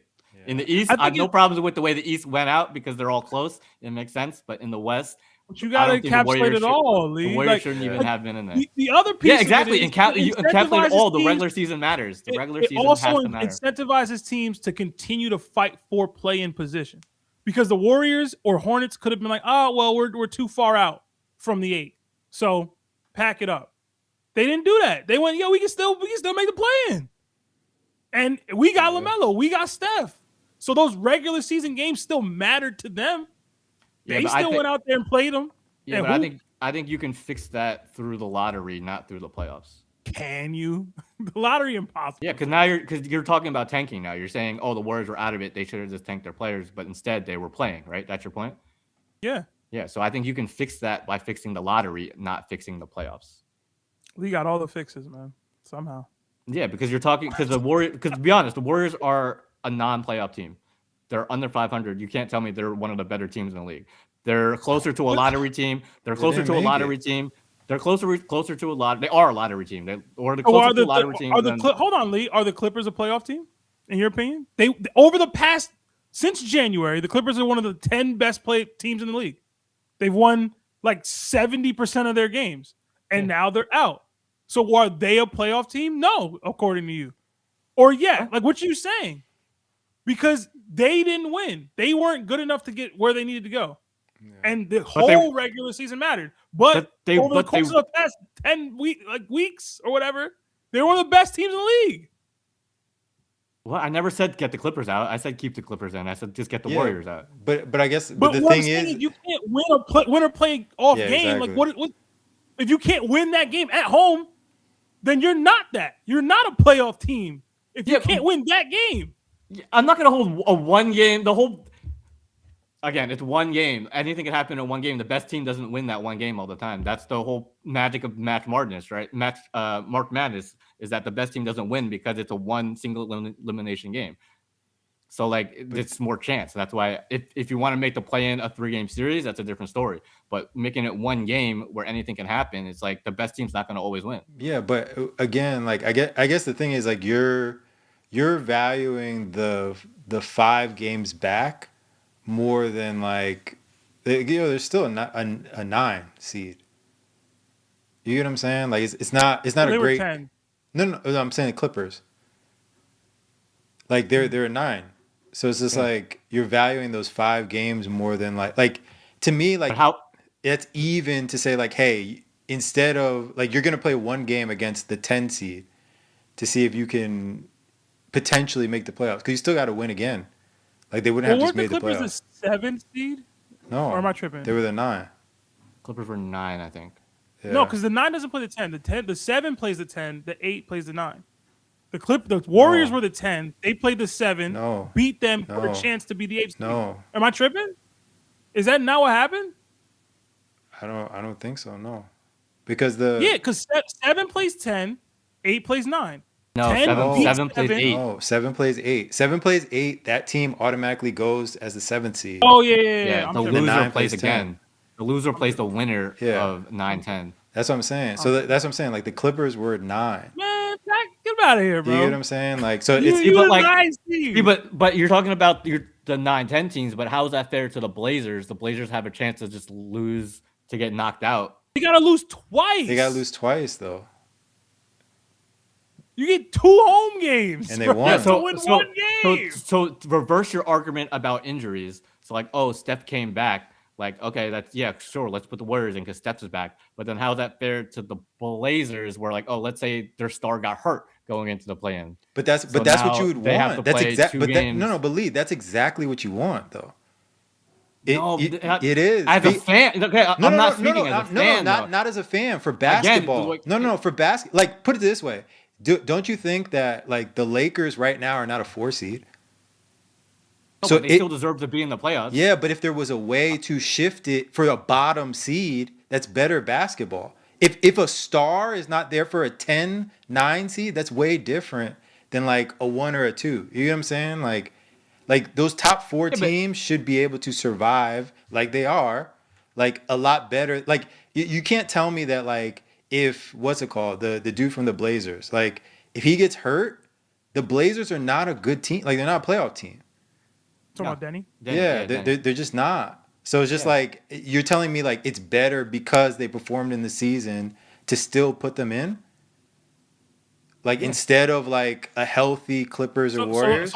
If I'm not thinking as a fan and I don't care about ratings and the TV, but it's basketball though. But it's basketball though. Lee, under the normal scenario, the Blazers are what? They're the 7th seed originally, right? Yeah, that's what they were. No, they were the 8th seed originally. Yeah, right. I don't know, but my whole point is there's then he gets hurt. They just get walked by the Thunder in 4 games. That's better what basketball. Like you're saying them without their star is still 5 games better than those other teams. I'm not saying the basketball on the court is going to be better. Obviously, the star is out. The basketball is going to be worse. I'm saying, in fairness to the Blazers and the other. But see, now you're talking about fairness. You're talking about fairness and not the best teams being in it because now it's shifting. Because it's supposed to be the best teams are in it, not fairness.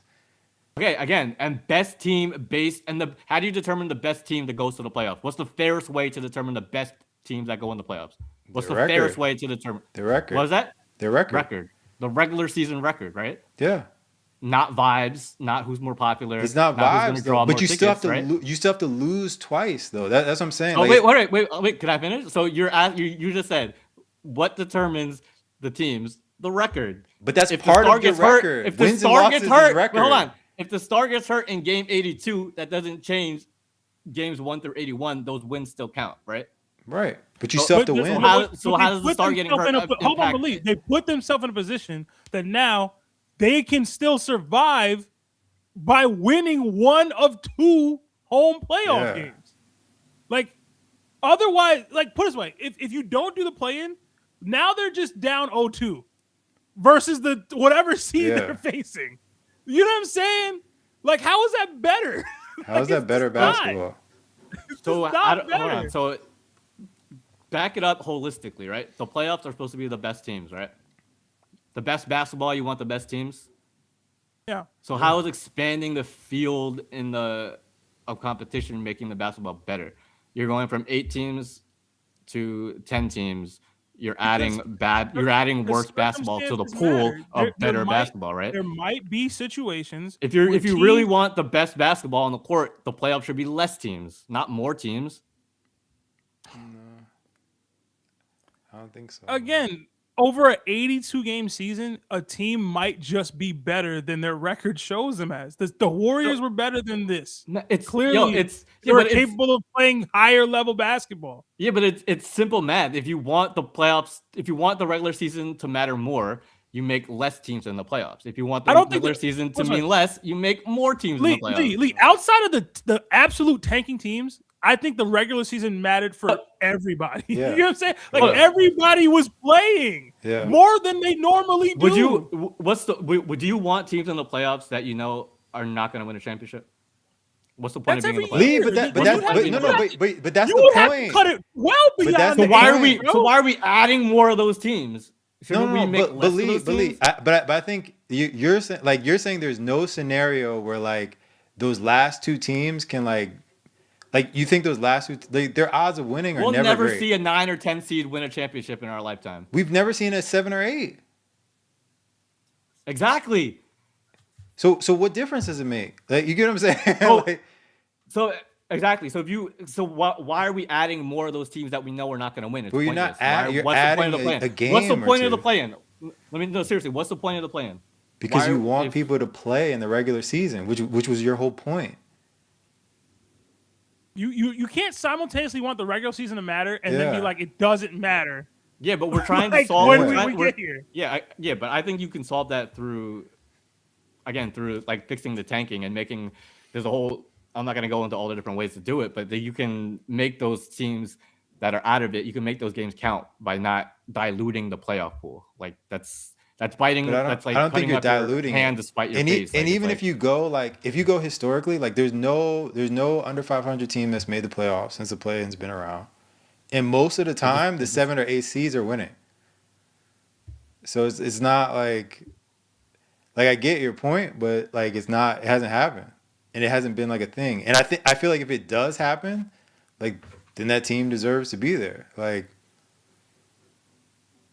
this year was supposed to be the year. The Hornets and Warriors were supposed to make it happen, and they didn't. They didn't because they be choking. So like, because to Lee's point, they're not playoff teams. But that also means them teams they knocked off also weren't playoff teams. Yeah, exactly. So my whole point is go to 6 teams. Don't go to 10 teams. No, make the playoffs 6 teams.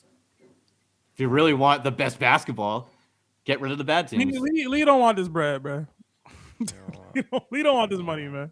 That's what I'm saying. I'm not talking from a money or a perspective of like I don't care about. If it's 6 teams, there's gonna be so much more tanking. The basketball. 6 teams, there's gonna be so much more tanking. Crazy.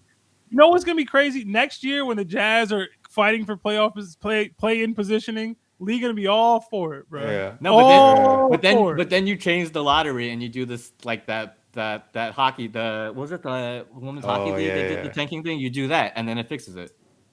That's what I'm saying. Yeah. You're trying to fix a problem with tanking with the playoffs, but not the right mindset. I don't think the fix is. I don't think they're trying to fix tanking though. Like I think it's part of it, but I don't think that's the main goal of the plan.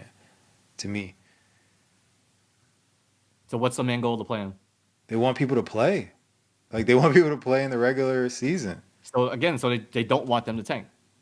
No. I think that's different. No. I think it's playing. Like they want them to play. I think the goal of the play-in was to make not just to make people play, was to make the last month of the season still matter. Yeah. Because it didn't. It just didn't really matter for an extended period of time here. So they're like, all right, how do we fix that? Make a play-in where like this is what happens, so that those final 7 to 10 games or whatever that people are playing matter for positioning even more than they ever did before. You know? And it would simultaneously prevent a little bit of tanking, at least towards the end of the season, and create an atmosphere of winner take all bad. Like it accomplished all the goals to me. Yeah. Like it did all of that in one swoop. Lee just like, yo, this team didn't win enough, so they shouldn't be like, nah, bro, I don't care.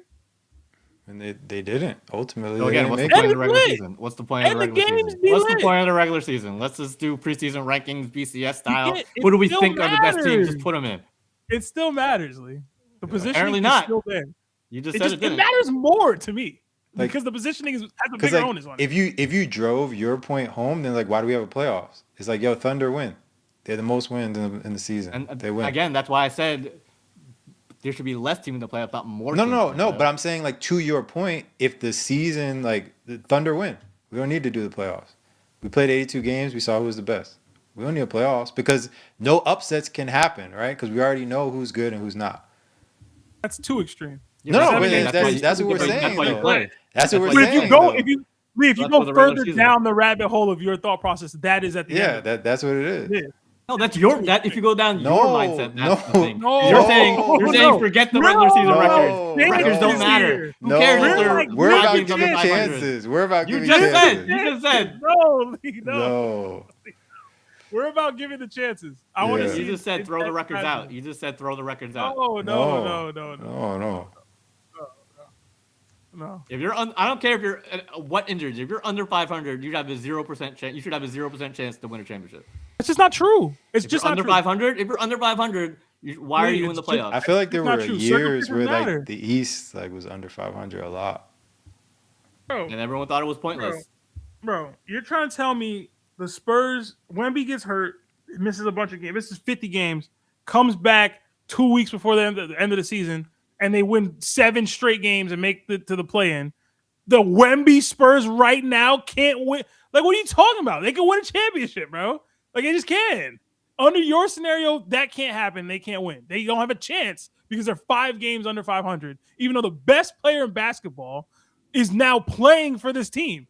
Like, I'm sorry. Like, yo, I'm just sorry.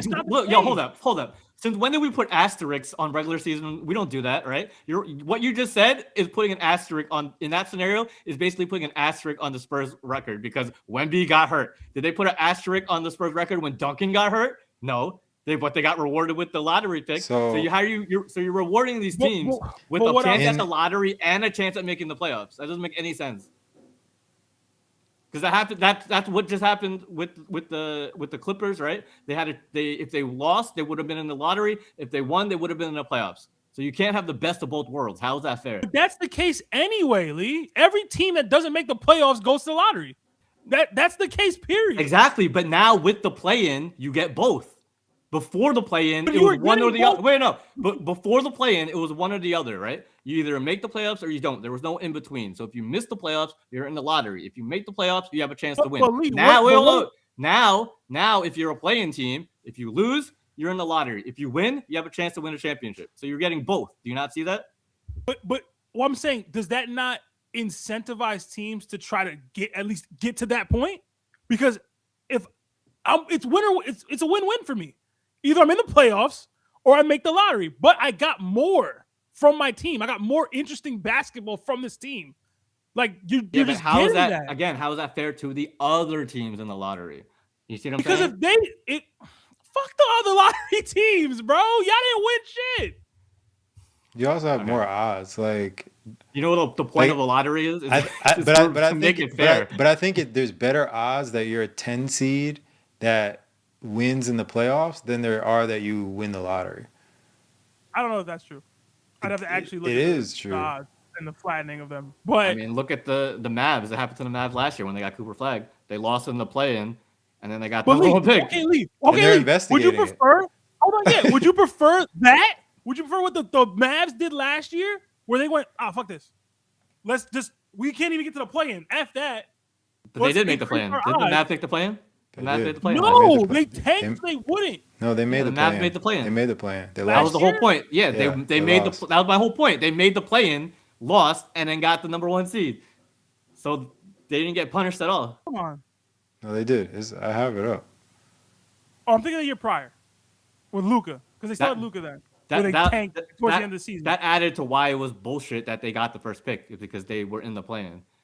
Okay, I mean, cool. Like, how was that? I don't know. It's okay. Would you rather what happened with the Mavs last year or what happened with the Mavs the year prior where they just sat everybody to make sure they made the lottery? Like, how is that better? Because that's what's going to happen. Teams are going to be like, yo, I'm not even playing Luka. I'm not playing Kyrie. I'm not playing anybody because I have a better chance of just making the lottery. Or play, potentially win. I win, I go to the playoffs. I lose, I get to the lottery. How is that worse? For that team, yes, it makes sense. But I'm not talking about that team. I'm talking about the other teams that are in it. You're helping that one team, but you're not. It's not a fair, equal balance. That's my whole point. To that one team, yes, I see your point. But holistically, with all the other teams in the lottery, that's not they've had a consistent problem with what it meant to be middle of the pack. Consistently. They've had a problem with that. The play-in helps solve it at least a little bit. It helps mitigate that problem at least a little bit. Because if you're middle of the pack, you can still be in the lottery and still make the playoffs now. When that wasn't the case before. It just wasn't. That's true. I just want to know what happens when the higher seeds are under 500. Because that's the other thing. Like, what if 6 through 10 are just... Mathematically, that would never happen. It's happened. It's very possible. It's happened. The East has been weak, bro. Yeah, it's happened. Where the top 4 seeds are under 500. No. I'm saying like I'm saying like if 7, 8, 9, and 10 are all under 500. Yeah, that's fine. Because again, I said don't do just 500. You have to do. But you also said a under 500 team shouldn't have a chance at a championship. Like you're basically saying this. So say what years you have up here? 2010 or 2019 and 20. So this year, this would have been what? The Nets wouldn't make it, Magic wouldn't make it, Hornets wouldn't, like that would be the teams who aren't making the playoffs because they're games under 500. But the Nets and Magic are 7 and 8. That's what I'm saying. You're saying eliminate all of them from playoff contention, and then you just go with 6 teams on this side of the conference. But on the other side, go to the West for me if you can. It's probably just not the scenario. Like, there's no way to even that out either, unless you're going to move the 7, 8 West teams over to the East. Yeah, I don't know how you're doing this. Yeah, you don't do or 9, 10 to the East. Like, I don't know how you do this. You just do the division winners are the locks on the East and the West, but then 4 through 6 or 4 through 8 is best record regardless of conference. So you do top 3 in the conference, the division winners. Those are 1 through 3, and then the rest you just take the best of the best. You don't, regardless of record. That's kind of what it is. Like you're not gonna like. There's not. So you can have because then you can have 10. You can have 10 West teams and 6 East teams. So you want reseeded, Ben? You're still gonna have teams under 500. But they won't do that. They won't do that for travel and television purposes, though. But you're still going to have teams under 500, though. That's fine, but you're still taking the best of the best. You're not taking teams that aren't supposed to be in it. I don't know. The playing working for me, bro. It's hitting all the factors for me. Especially in the years when my team's mid. Give me a chance to root for something, man. You know? Yeah, I don't know. I don't know if you could do the reseeding because then you got to change the whole schedule too. That's what I'm saying. They'll never do it because of the schedule. Because you could get an East Coast team versus a West Coast team round 1. No. I'm saying like the actual regular season schedule because like you play certain teams based on like your conference. So like you can't do that anymore. Like you have to switch like how many times you play different teams and like when you play them and stuff like that. Why? Why do you have to change how they do the regular season schedule? Because that's how it is. Like you don't play every team evenly. Yeah, it rotates by like division and stuff, so you can keep that. You're just changing the end result of who makes the playoffs. No, you can't. You can't keep that if you're doing no conference playoffs. No, you still need the conferences because the divisions. You still have the divisions within the conferences, and those are the ones that are make the locks for the playoffs. But what I'm saying is, not saying get rid of divisions altogether. I'm saying you're top. No, but you have to change how you do that though, because like you can't just play one division like more. You know what I mean? Like then you're just skewing like who's in the playoffs. I'm not. You can keep the regular season exactly how it is right now. No, you can't. The only difference is why. Because it's like your schedule is based on your conference and division. Yeah, and I'm saying keep those, keep your divisions, keep the conferences.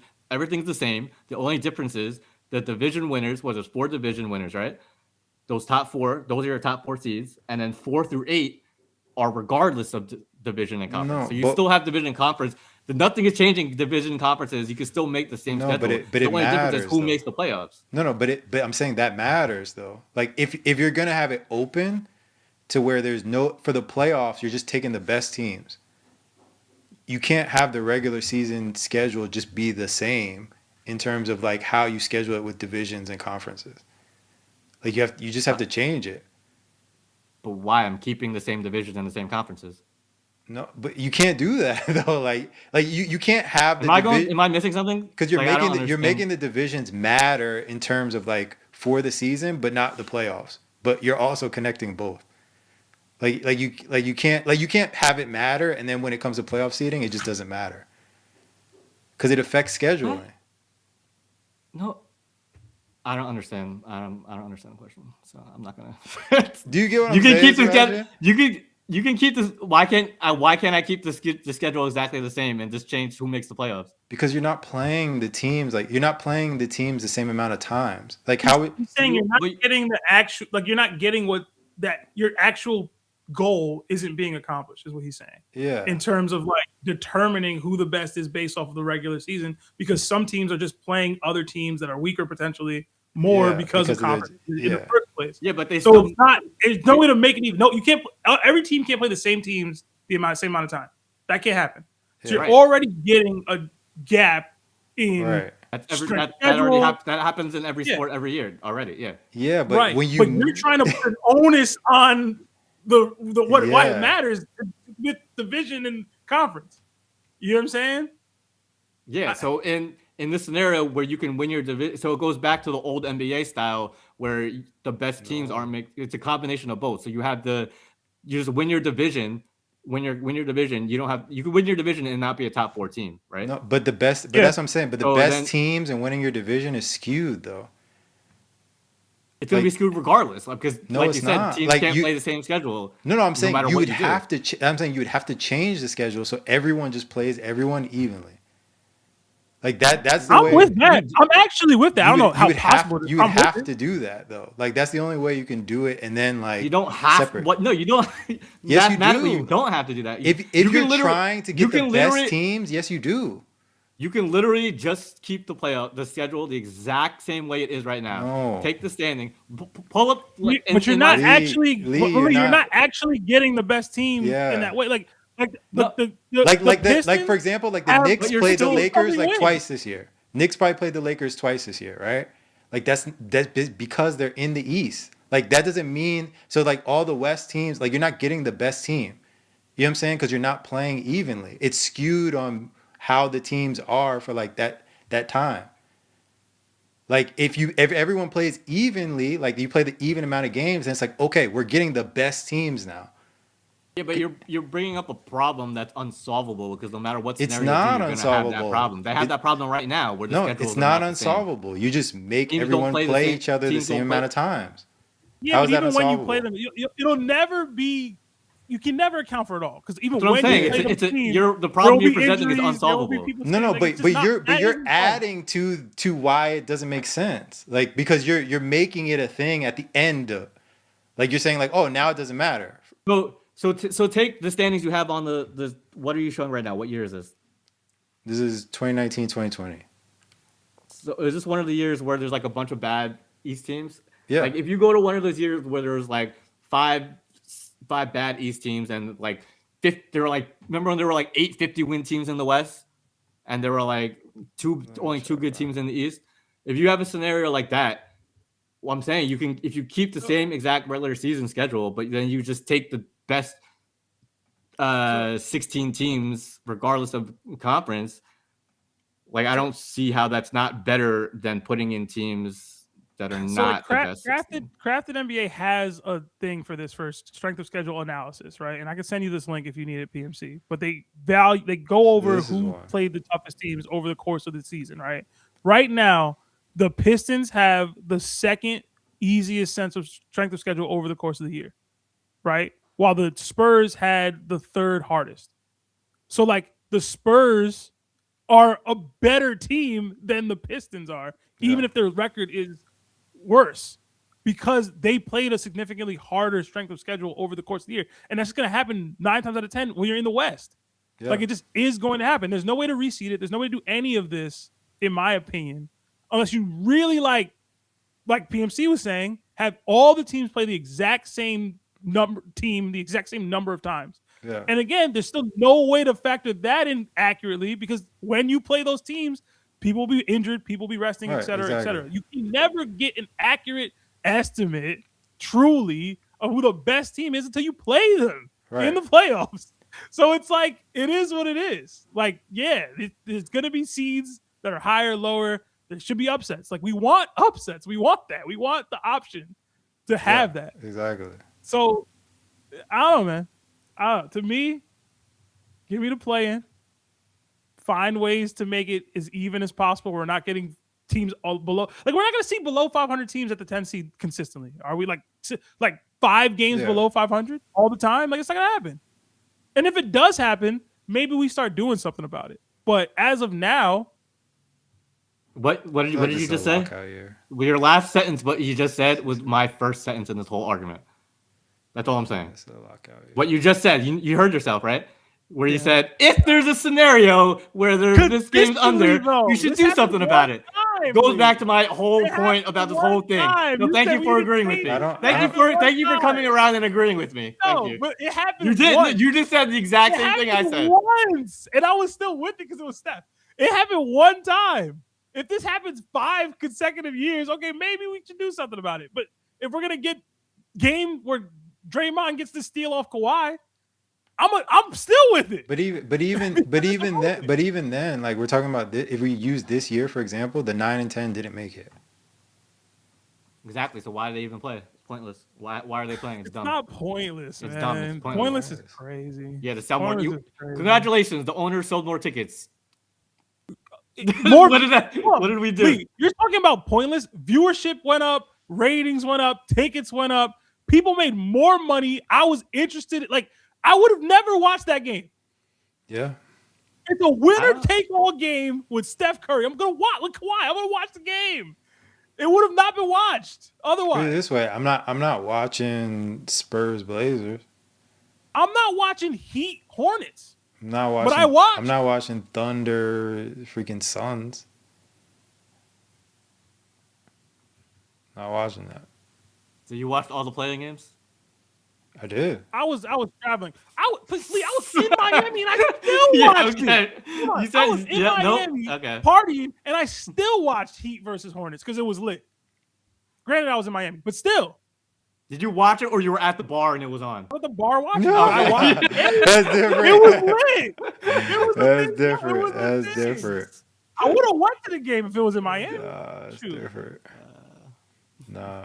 But this, honestly, it's funny because I was trying to find a year with bad East teams. Like, this is probably the closest to it. Like, all the other ones are like lockout year. You got to go way back to like those Lakers, Kings, Pedro Stojakovic days.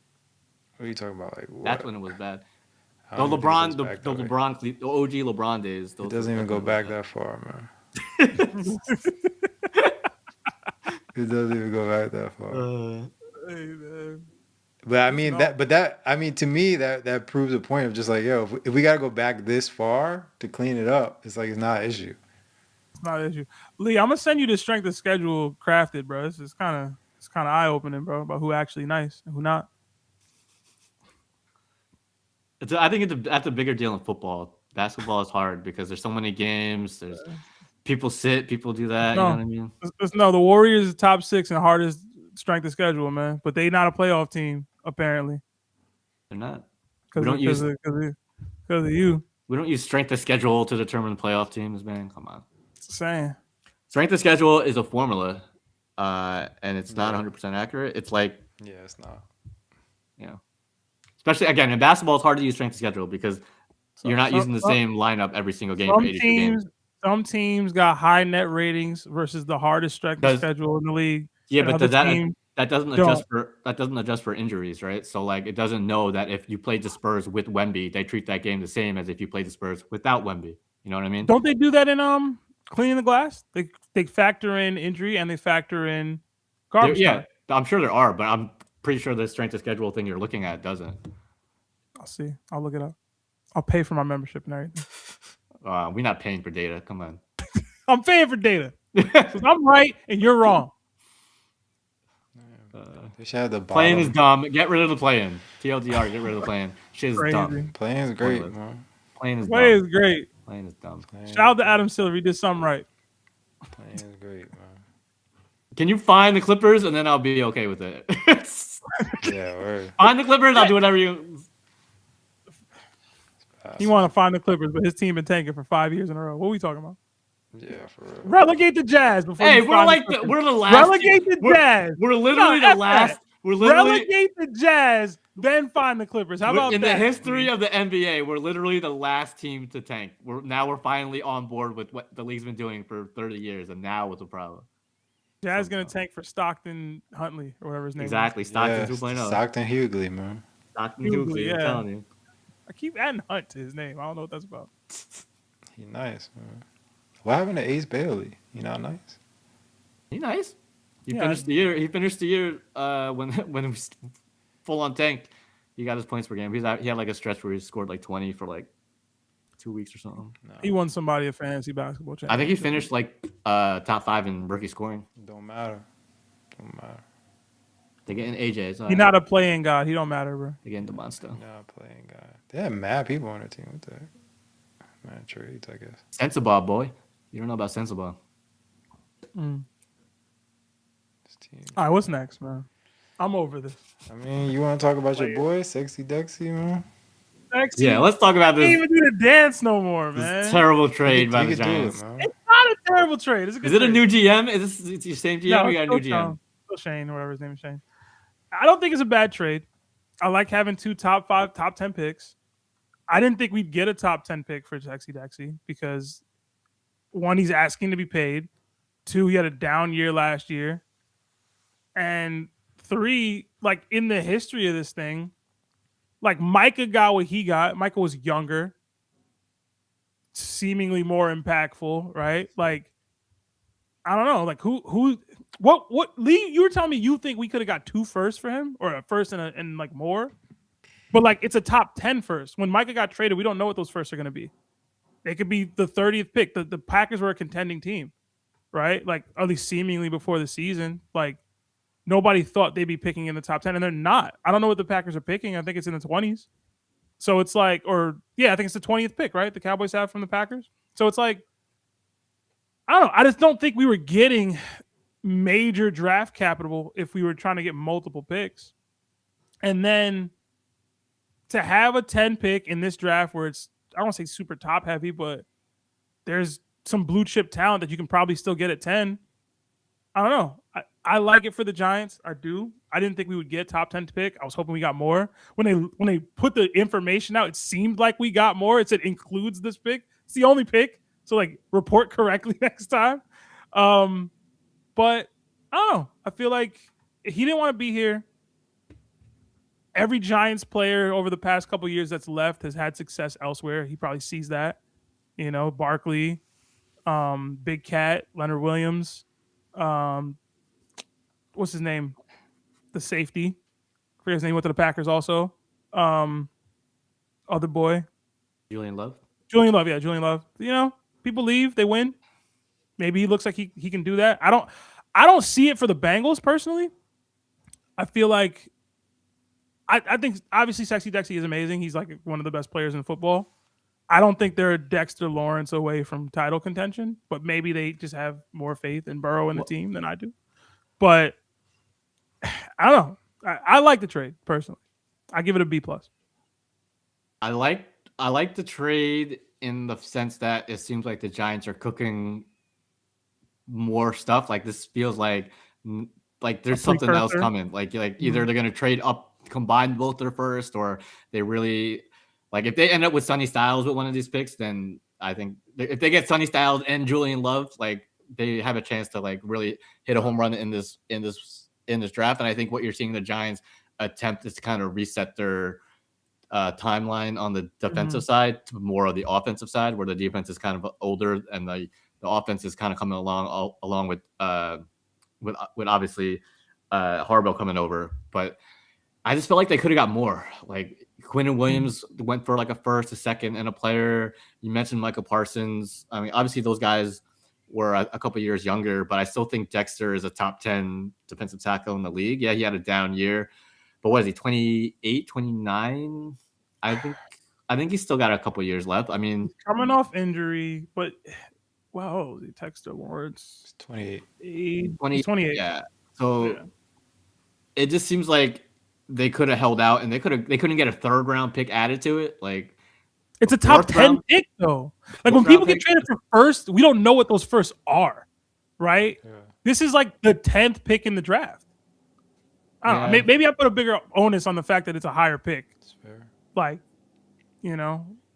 like you can walk away from this draft with both of the Ohio State defensive guys. You can walk away from this draft, like you said, Sonny Styles and maybe even Jeremiah Love. I doubt it. I don't think either of them will fall to 10, but you get what I'm saying? Or you could trade back again and get more, where it's like, okay, I'm beefing up the line, and I'm getting a blue chip prospect. What's the other pick? What's your other pick? 5. Yeah. So, oh man, what I think is gonna happen is I think they're gonna take 10, package it with something else, and move into the top 5 and have 2 top 5 picks. Because I think they want Styles and Love. I think they want both. Styles and Love would be crazy. I think it's more likely we trade back from 5 to get like 12 and 20 from the Cowboys, and then get 3 starters. Because we just need more depth. Like we just don't have elite talent everywhere. If they were to go in the top 5, who would they trade with? That's what I'm saying. Maybe the Titans just because of the Dayball connection, but I don't think we have enough to get up to above 5 and keep 5. Well, now you have 10. I feel like the only potential trade partner would be the Cardinals, though. Like every other team needs, like Jets, Raiders, like they need the 1 and 2, like they need those picks. Like maybe Cardinals, maybe Titans, but like even Titans, like they're a young team. I don't view the Giants trading a 1st round pick next year, which is what it would take for you to get above 5. You know what I'm saying? I just don't see us doing that. So I don't know. I think we're more likely to trade back from 5 and still take whatever blue chip prospect falls to 10 and then just beef up with more depth. I would not trade down out of 5. I feel like 5 is such a. I feel like the top. It is a deep draft, but I feel like that top 5-ish is like even is. You think they trade with Cleveland? Maybe at 6. For who though? Who's Cleveland moving up for? No, I'm saying Cleveland moving down.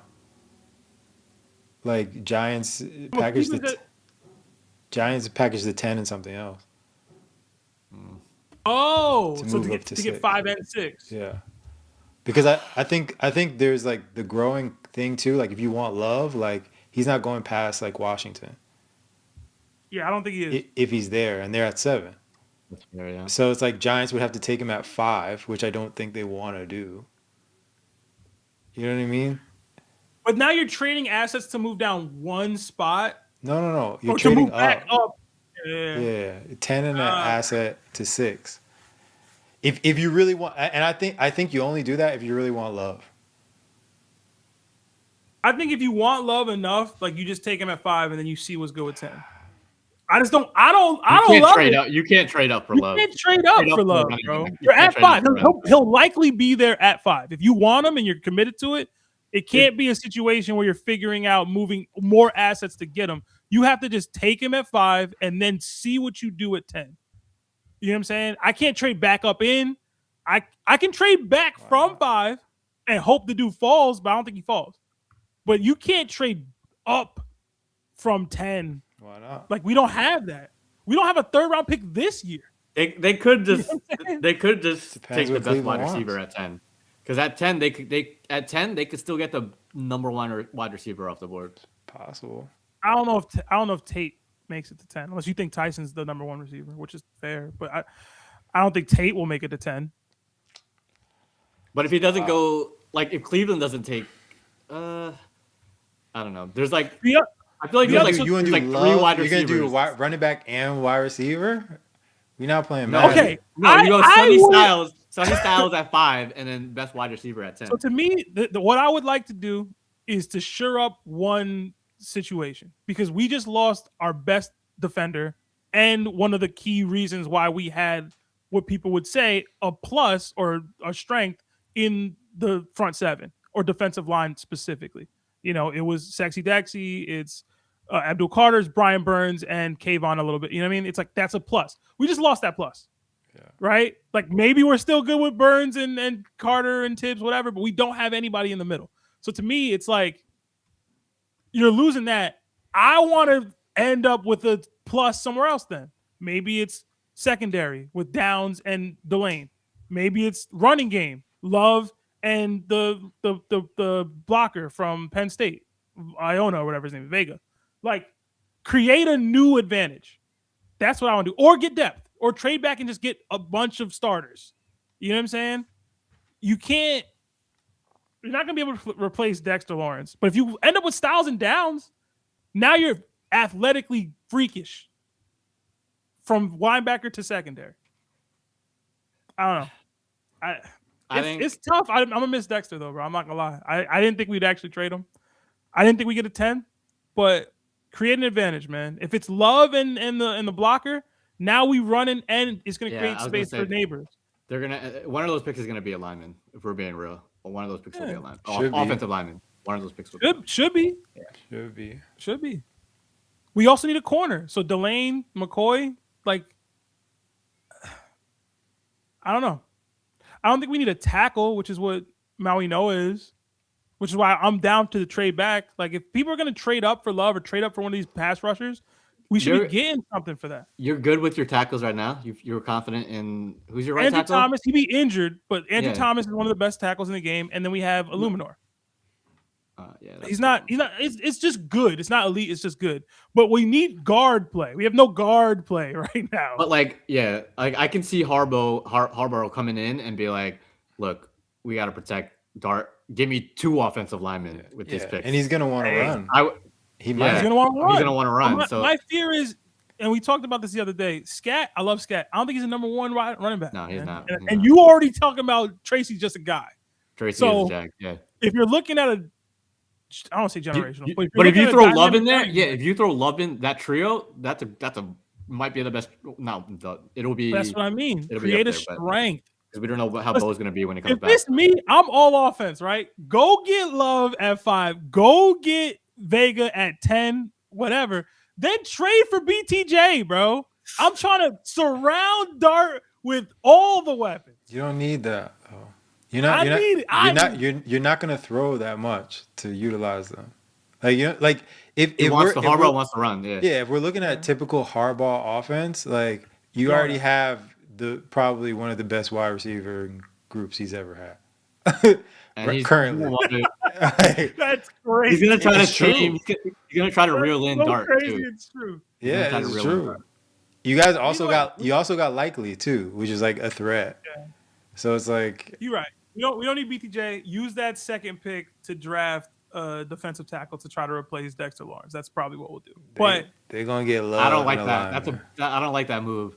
Trading your he's already got DT just for another DT. Like no, not the 10, the 37 that we have. Oh, just okay. Grab somebody there. We gotta have impact players at 5 and 10. We need somebody to plug something up. You need a home run swing with that pick. You can't go safe. You gotta take a swing. It's gonna be stuns. It's gonna be Styles and Downs, man.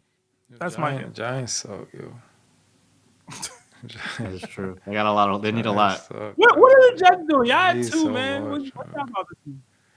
We tanking for Arch, man. What do you mean? So what do y'all do this draft? Y'all got what? 2, 16, 33. Y'all got mad picks. Yeah, they're going. Y'all run the draft. They're going edge rusher at 2, and then wide receiver at 16. Jets got to pick every 15 picks, man. Yeah. What y'all about to do? They need everything. They literally. Yeah, y'all got 44 too. Goddamn. Yeah, we got mad picks. Traded Sauce and Quinnen.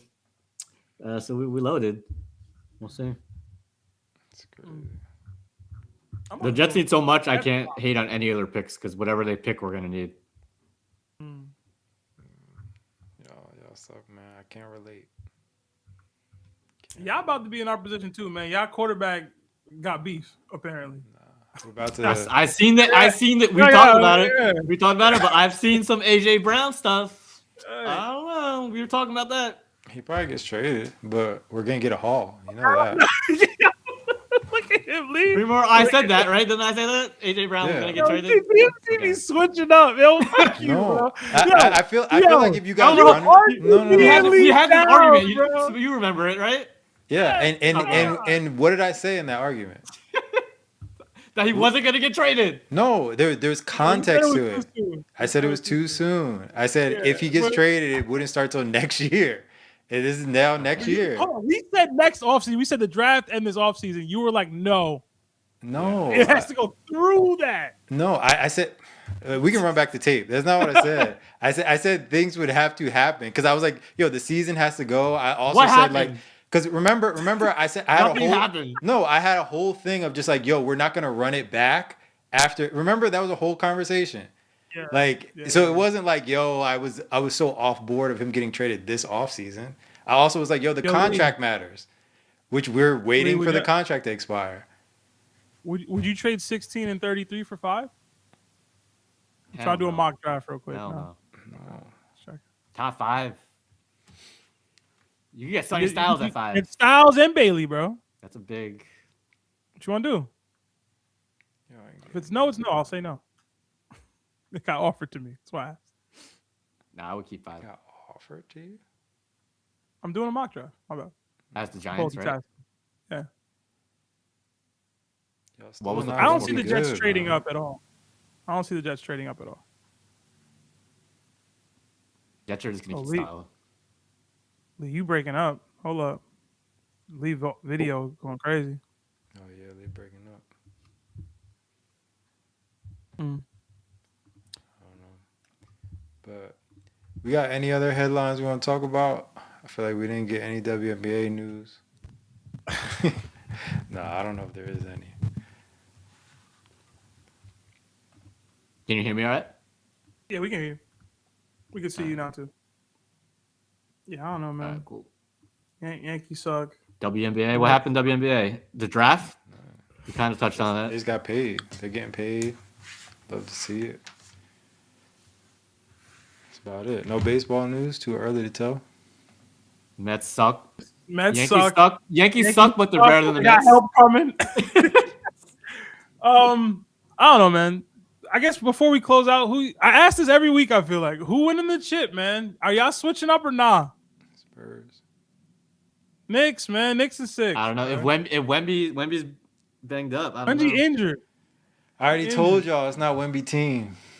Oh my God, you gotta stop. It's not Wemby team. Listen, when a team stops the Jalen Brunson cat pick and roll spam, I'll believe the Knicks won't win or at least make the finals.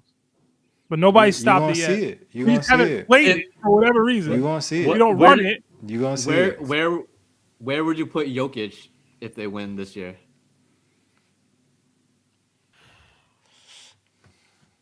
He's definitely top 10 for me. Above Steph.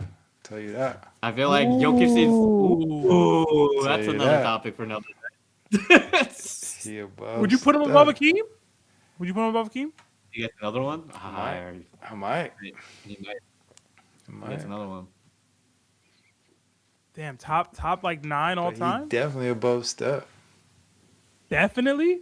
He needs another ring. He needs one more. Because you know he's going to get the MVP too. Jokic? No, he won't. Yeah. They're going to give him No, finals MVP. Finals MVP. The whole finals MVP thing, yeah. Finals MVP. I don't know, man. I don't know. Unless like Jamal Murray goes off. They might have a Jamal Murray finals MVP situation. Nah. They might do it. Yeah. Jokic has an off series and he averages 20, 12, and 15. Jokic off series and they still won. It's crazy. But like his off series is going to be a triple double. He should have been MVP this year. Yeah. He should be over SGA. It's funny. I was watching the Knicks Hawks game. They showed Brunson and Cat's stats together. I was like, yo, this is like a Jokic stat line. Like both of them combined. Yeah. Jokic it's crazy. Led the league in rebounds and assists. Insane, bro. As a center too. Imagine he actually liked basketball. Just imagine. Imagine. I think that's the The biggest lie in the world. The biggest lie in the world. I think Jokic freaking loved his basketball. Like there's no way his IQ is that good and he doesn't like love basketball. Yeah, he's gotta love it to some degree. I think he do it for the horses, man. He do it for the horses. For the horses, bro. They gotta eat. The horses gotta eat. He just loved the horses more. He loves the horses more. Who are the Nuggets playing? What does that do for Aaron Gordon's career, man? Does it mean anything? No. Wait, who are the Nuggets playing? Is that what you said? Yeah, T-Wolves. Oh yeah, Timberwolves. Yeah, that's a good series. Yo, go Timberwolves. They lost last game, but I'm rooting for them, bro. I'm a big Ant guy. They need a freaking point guard so bad, man. Like Ant can't have the ball. Like I don't know. I saw Ant like just do a little too much toward the end of that game. It's time to move off of Gobert, man. They need a point guard. It's That's time. what they need. It's time. Oh man, the Gobert apologist over here. It's time. It's time, man. It's time. For what? For him to unlock Gobert's nothingness, bro? Like, what is the point guard gonna do for them, bro? It's time to move on, man. It's time. Because you saw because I don't know if I saw that's the one game I saw a little bit of, but in the second half, like there was times when like Randall was getting to it, and like you could like if there was a real point guard on the team, like you got to know like, all right, let me just give it to Randall. Like Randall's cooking, he's getting to his spots. But there's times when like they don't have a point guard on the floor, and you could tell like that's the new thing in the NBA, right? You don't need a point guard; you just have like two combo guards. It's dumb. But, like in the playoffs, Yeah. I feel like it slows down. You need that Mike Conley. Unfortunately, Mike Conley fell off a cliff this year, so they don't have that. But who would you target? Who's the point guard? Who's the solution? it was supposed to be Conley, but and who can you trade to get it? That's a good question. They're strapped. Yeah, I was joking a little bit, but you do gotta get rid of Gobert. He about to be 34, man. He gonna be 34 next season. He's over. He's done. He led the league in field goal percentage though. They got to get rid of him or Julius Randle just cap wise because they can't make any big moves until they move one of them. Like this is their team right now. But oh man, 33. Yeah, I can't think of any point guards they can go get for real. Yeah, it's tough. He had a down year too. Maybe. I mean, I'm an IQ guy, but I don't know. He's getting paid a lot.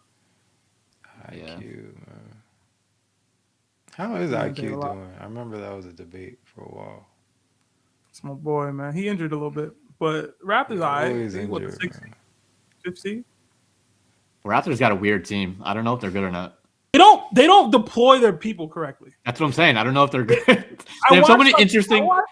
Their roster is so interesting, but I don't know. I watched more Raptors basketball than I should this year, just because they got IQ and RJ, and like they don't play Scotty Barnes correctly. They'll like double his man, and I'm like, he's like an elite wing defender. Like that's the point. Yeah. Why are you doubling off of a shooter or cutter to help Scotty Barnes? Yeah, defend. Like don't do that. Like that's stupid. I don't know. And then they don't play Mamu, bro. They don't play him. He plays like 20 minutes a game. He's nice. Yeah. I don't know. I feel like Scotty Barnes is like just waiting to be unlocked. Like for like a couple years now, we've been waiting for him to like just I don't know. But like you said, they just don't use him. But I don't know, man. It ain't gonna be the Knicks. It ain't gonna be the Knicks though. Knicks in 6, man. If I had my way, Knicks versus Timberwolves. Who's gonna be the Knicks scapegoat when they lose? Because it's not Tibbs. You got rid of Tibbs. It'll be Mikal Bridges. It's gonna be Bridges, not Towns. It might be Towns, but more likely than not Bridges. I know how Knicks fans are. They're mad about the picks. Yeah, he's not producing well enough. Mikal gonna win us a finals game, man. Book it. Versus the Thunder. Doesn't matter. Knicks in 6. Okay. And if we don't win, we get Giannis or Bron. Don't matter. No, Knicks 2027 champion. Bron and Don. Bron, Don, and Harden. Bron, Don, and Harden next year. Championship by 2027. Calling it now. Okay. Yeah, I'm not ready, man. The world not ready. If you don't win it next year, you're never winning it because Spurs, Thunder are never going anywhere. Mm-hmm. Yeah, I think it's already over. Windows closed. I think it's already over. Windows closed. Oh my god. The Knicks championship window is the Texas championship window. It's done. No, I'm just like I don't see people like. I feel like Wemby. This is the last We year already own before Wemby, man. you We already don't. snatched that chain. And what I'm We saying is took that. this is the last year that you could potentially get Wemby. The only thing that's stopping him is injury. That's it. Yep. And Mitchell Robinson. He's not even strong yet. Listen, Like man, wait till he gets strong. Listen. We took that chain already, man. We faced Wemby in a championship game already, and we won that. Also, like I feel like people forget that like Castle and like Harper are like top picks. And then they get locked up They when they play don't. Wingstop, man. They Yeah, they don't. do. They don't. Go look at the fourth quarter. Go look at the Knicks' fourth quarter numbers this year, man. Go look at their Spurs numbers, period. Go look at their numbers, Spurs remind me period. of? The Spurs are basically like Duke or like women's UConn. They're women's UConn. That's who they are. Where like their fourth guard would be like an all-star in another team. They are literally the reincarnation of the Spurs in this era, new era of basketball. Yeah. They're all playing like 20, 25 minutes a game, but if they were and they're gonna trade Fox and get better. Yeah. Yeah, I don't get it, man. I hate the Spurs. We got a Thunder. I hate the Spurs. I hate the Thunder. 11.7 net rating in the fourth quarter, man. Plus 20.5 net rating in clutch situations. We like that. That's great. What are the Spurs stats? I don't care. They ain't that. Okay. All right. They ain't that. All right. It might be better. Get past the Celtics first, all right? Get past the Celtics first. We did that last year, Lee. Get past the Celtics healthy first. They were healthy. Okay? Oh, yeah, they were healthy. They were healthy, yeah. Hold on. We gotta go act like we wasn't blowing them out game 5 before he blew his shit. All right? They was getting smoked out. That's good. What about game 6? It was game 4, actually. We lost game 5. Yeah. We blew them out game 6, but it is what it is, bro. That's the game. They weren't healthy then. Hold on. I can't wait. Because we was up 3-1 with 1 minute to go. That's the game. And Tatum get injured. I got asterisk my W. That's crazy. Let's circle back next week when Trae Young goes Trae Young. Trae Young? No, he's not there anymore. He's not there anymore. He should show up just to troll him. Just show up in the stands and just be like, get his ass beat. Get his ass beat. Listen, Knicks fans are crazy, bro. Y'all gotta understand. I'm one of the tamer ones. Knicks fans are insane. Y'all thought Philly was bad, bro. Don't let the Knicks win a chip, man. Don't let that happen. Yeah, y'all got about one more year, man. Subway system getting shut down, bro. This is it right now. If Wemby don't play, I'm not scared of Wemby. Cade's not going anywhere either. You should be scared of Wemby. Okay, y'all keep bringing up these people. We beat the Pistons last year. You ain't. This is not beat the Spurs in a series, a playoffs. We beat them in a championship situation. It don't matter. Neutral ground. And yet you think that makes Wemby less dangerous. Yeah, you already know Wemby is, man. I don't know. You think he Kobe or something? You think he Jordan or something? I think Wemby is one of the best players in basketball, and he plays with like that's the Frank youngest, some of the youngest homie, core. Man. All right, get his chain snook, man. It's y'all crazy. Think Wemby is. Wemby will be top 10 before it's all done. Y'all lucky Cat's soft, bro. If Cat was like a real nigga, it'd be a whole different conversation too, man. Y'all lucky. I feel like Knicks healthy. Tibbs ain't run him into the ground this year. Got some depth. Knicks and 6, man. Good luck. This is your last time to try to come. I hope for you, man. Listen. I hope, you know. Our actual kryptonite injured this year. We good, bro. Halliburton out. We good. Yeah, we'll see. Halliburton the only one can beat us, man. The Devil Magic. I can't wait till this Knicks window is over because you guys got it's no gonna picks. be over next year. You're gonna get no Giannis. You got no young players. Like you're legit. This is your window. Like you went all in for these 2 years. Literally when He's all not we're gonna get do it. I can't wait. When Braun come, you're not gonna get Come on, bro. it. Okay. Come on, Bron or Giannis. You gotta pick one. I'm going Braun, man. Dang. Okay. I'm going Braun. Well, you want Giannis 40, might be damaged you want good. 42-year-old Bron? Braun might be damaged good. Giannis might be damaged He'll be good. cheaper. Braun will be cheaper. He'll just Yeah, sign. Braun be You don't have to cheaper, trade. You don't have to trade for Braun. You can You just get gotta him. bring Braun in, extra facilitator, athleticism, vibes, Last dance in the garden. I like it. Tickets gonna be $800 a pop, but He'll be in year 23, which is crazy. Jordan number, man. Braun number. Year 23. Wait, next year 23? Yeah. So he's definitely retiring next year then. You think so? On the Knicks with a On chip. 23. That'll make him the GOAT, man. Y'all keep denying it. That'll be the one. I think he's already the GOAT. But, He's going anywhere. It's going back to Cleveland, bro. That'll make it undeniable. He's going back to Cleveland. you gotta go back to Cleveland. Chip with 4 different franchises, and the last one's the That Knicks. would be crazy. That would be crazy. Kidding me, man? That would be crazy. Breaking the was it 40 years? You kidding me? New York, Garden Mecca. Braun, if you listening, you know what it is, bro. Sign the vet minimum. For love. Yeah, but you gotta trade for Bronny though too. That's the thing. I'm with it. We the Knicks. We bring it home. The Knicks had Chris Smith in there. We had J.R. Smith's brother, bro, on the roster. That's true. We a family affair. CAA Mafia, man. Come on down, Bronny. Bronny getting no time though. I'll buy a jersey, bro. He not getting any time. I won't buy the LeBron jersey, but I will buy the Bronny jersey. Why?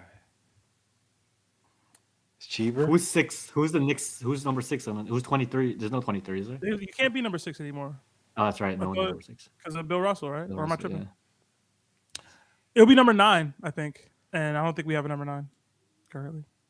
And if we do, it's like Kevin McCullough Jr. Like, it doesn't matter. Okay. F that dude. Yeah. I like Kevin McCullough Jr. He don't play. All right, bro. Yeah, let's wrap it here. Let's wrap it up. All right, like always, like, comment, subscribe, and we'll see y'all next week. Y'all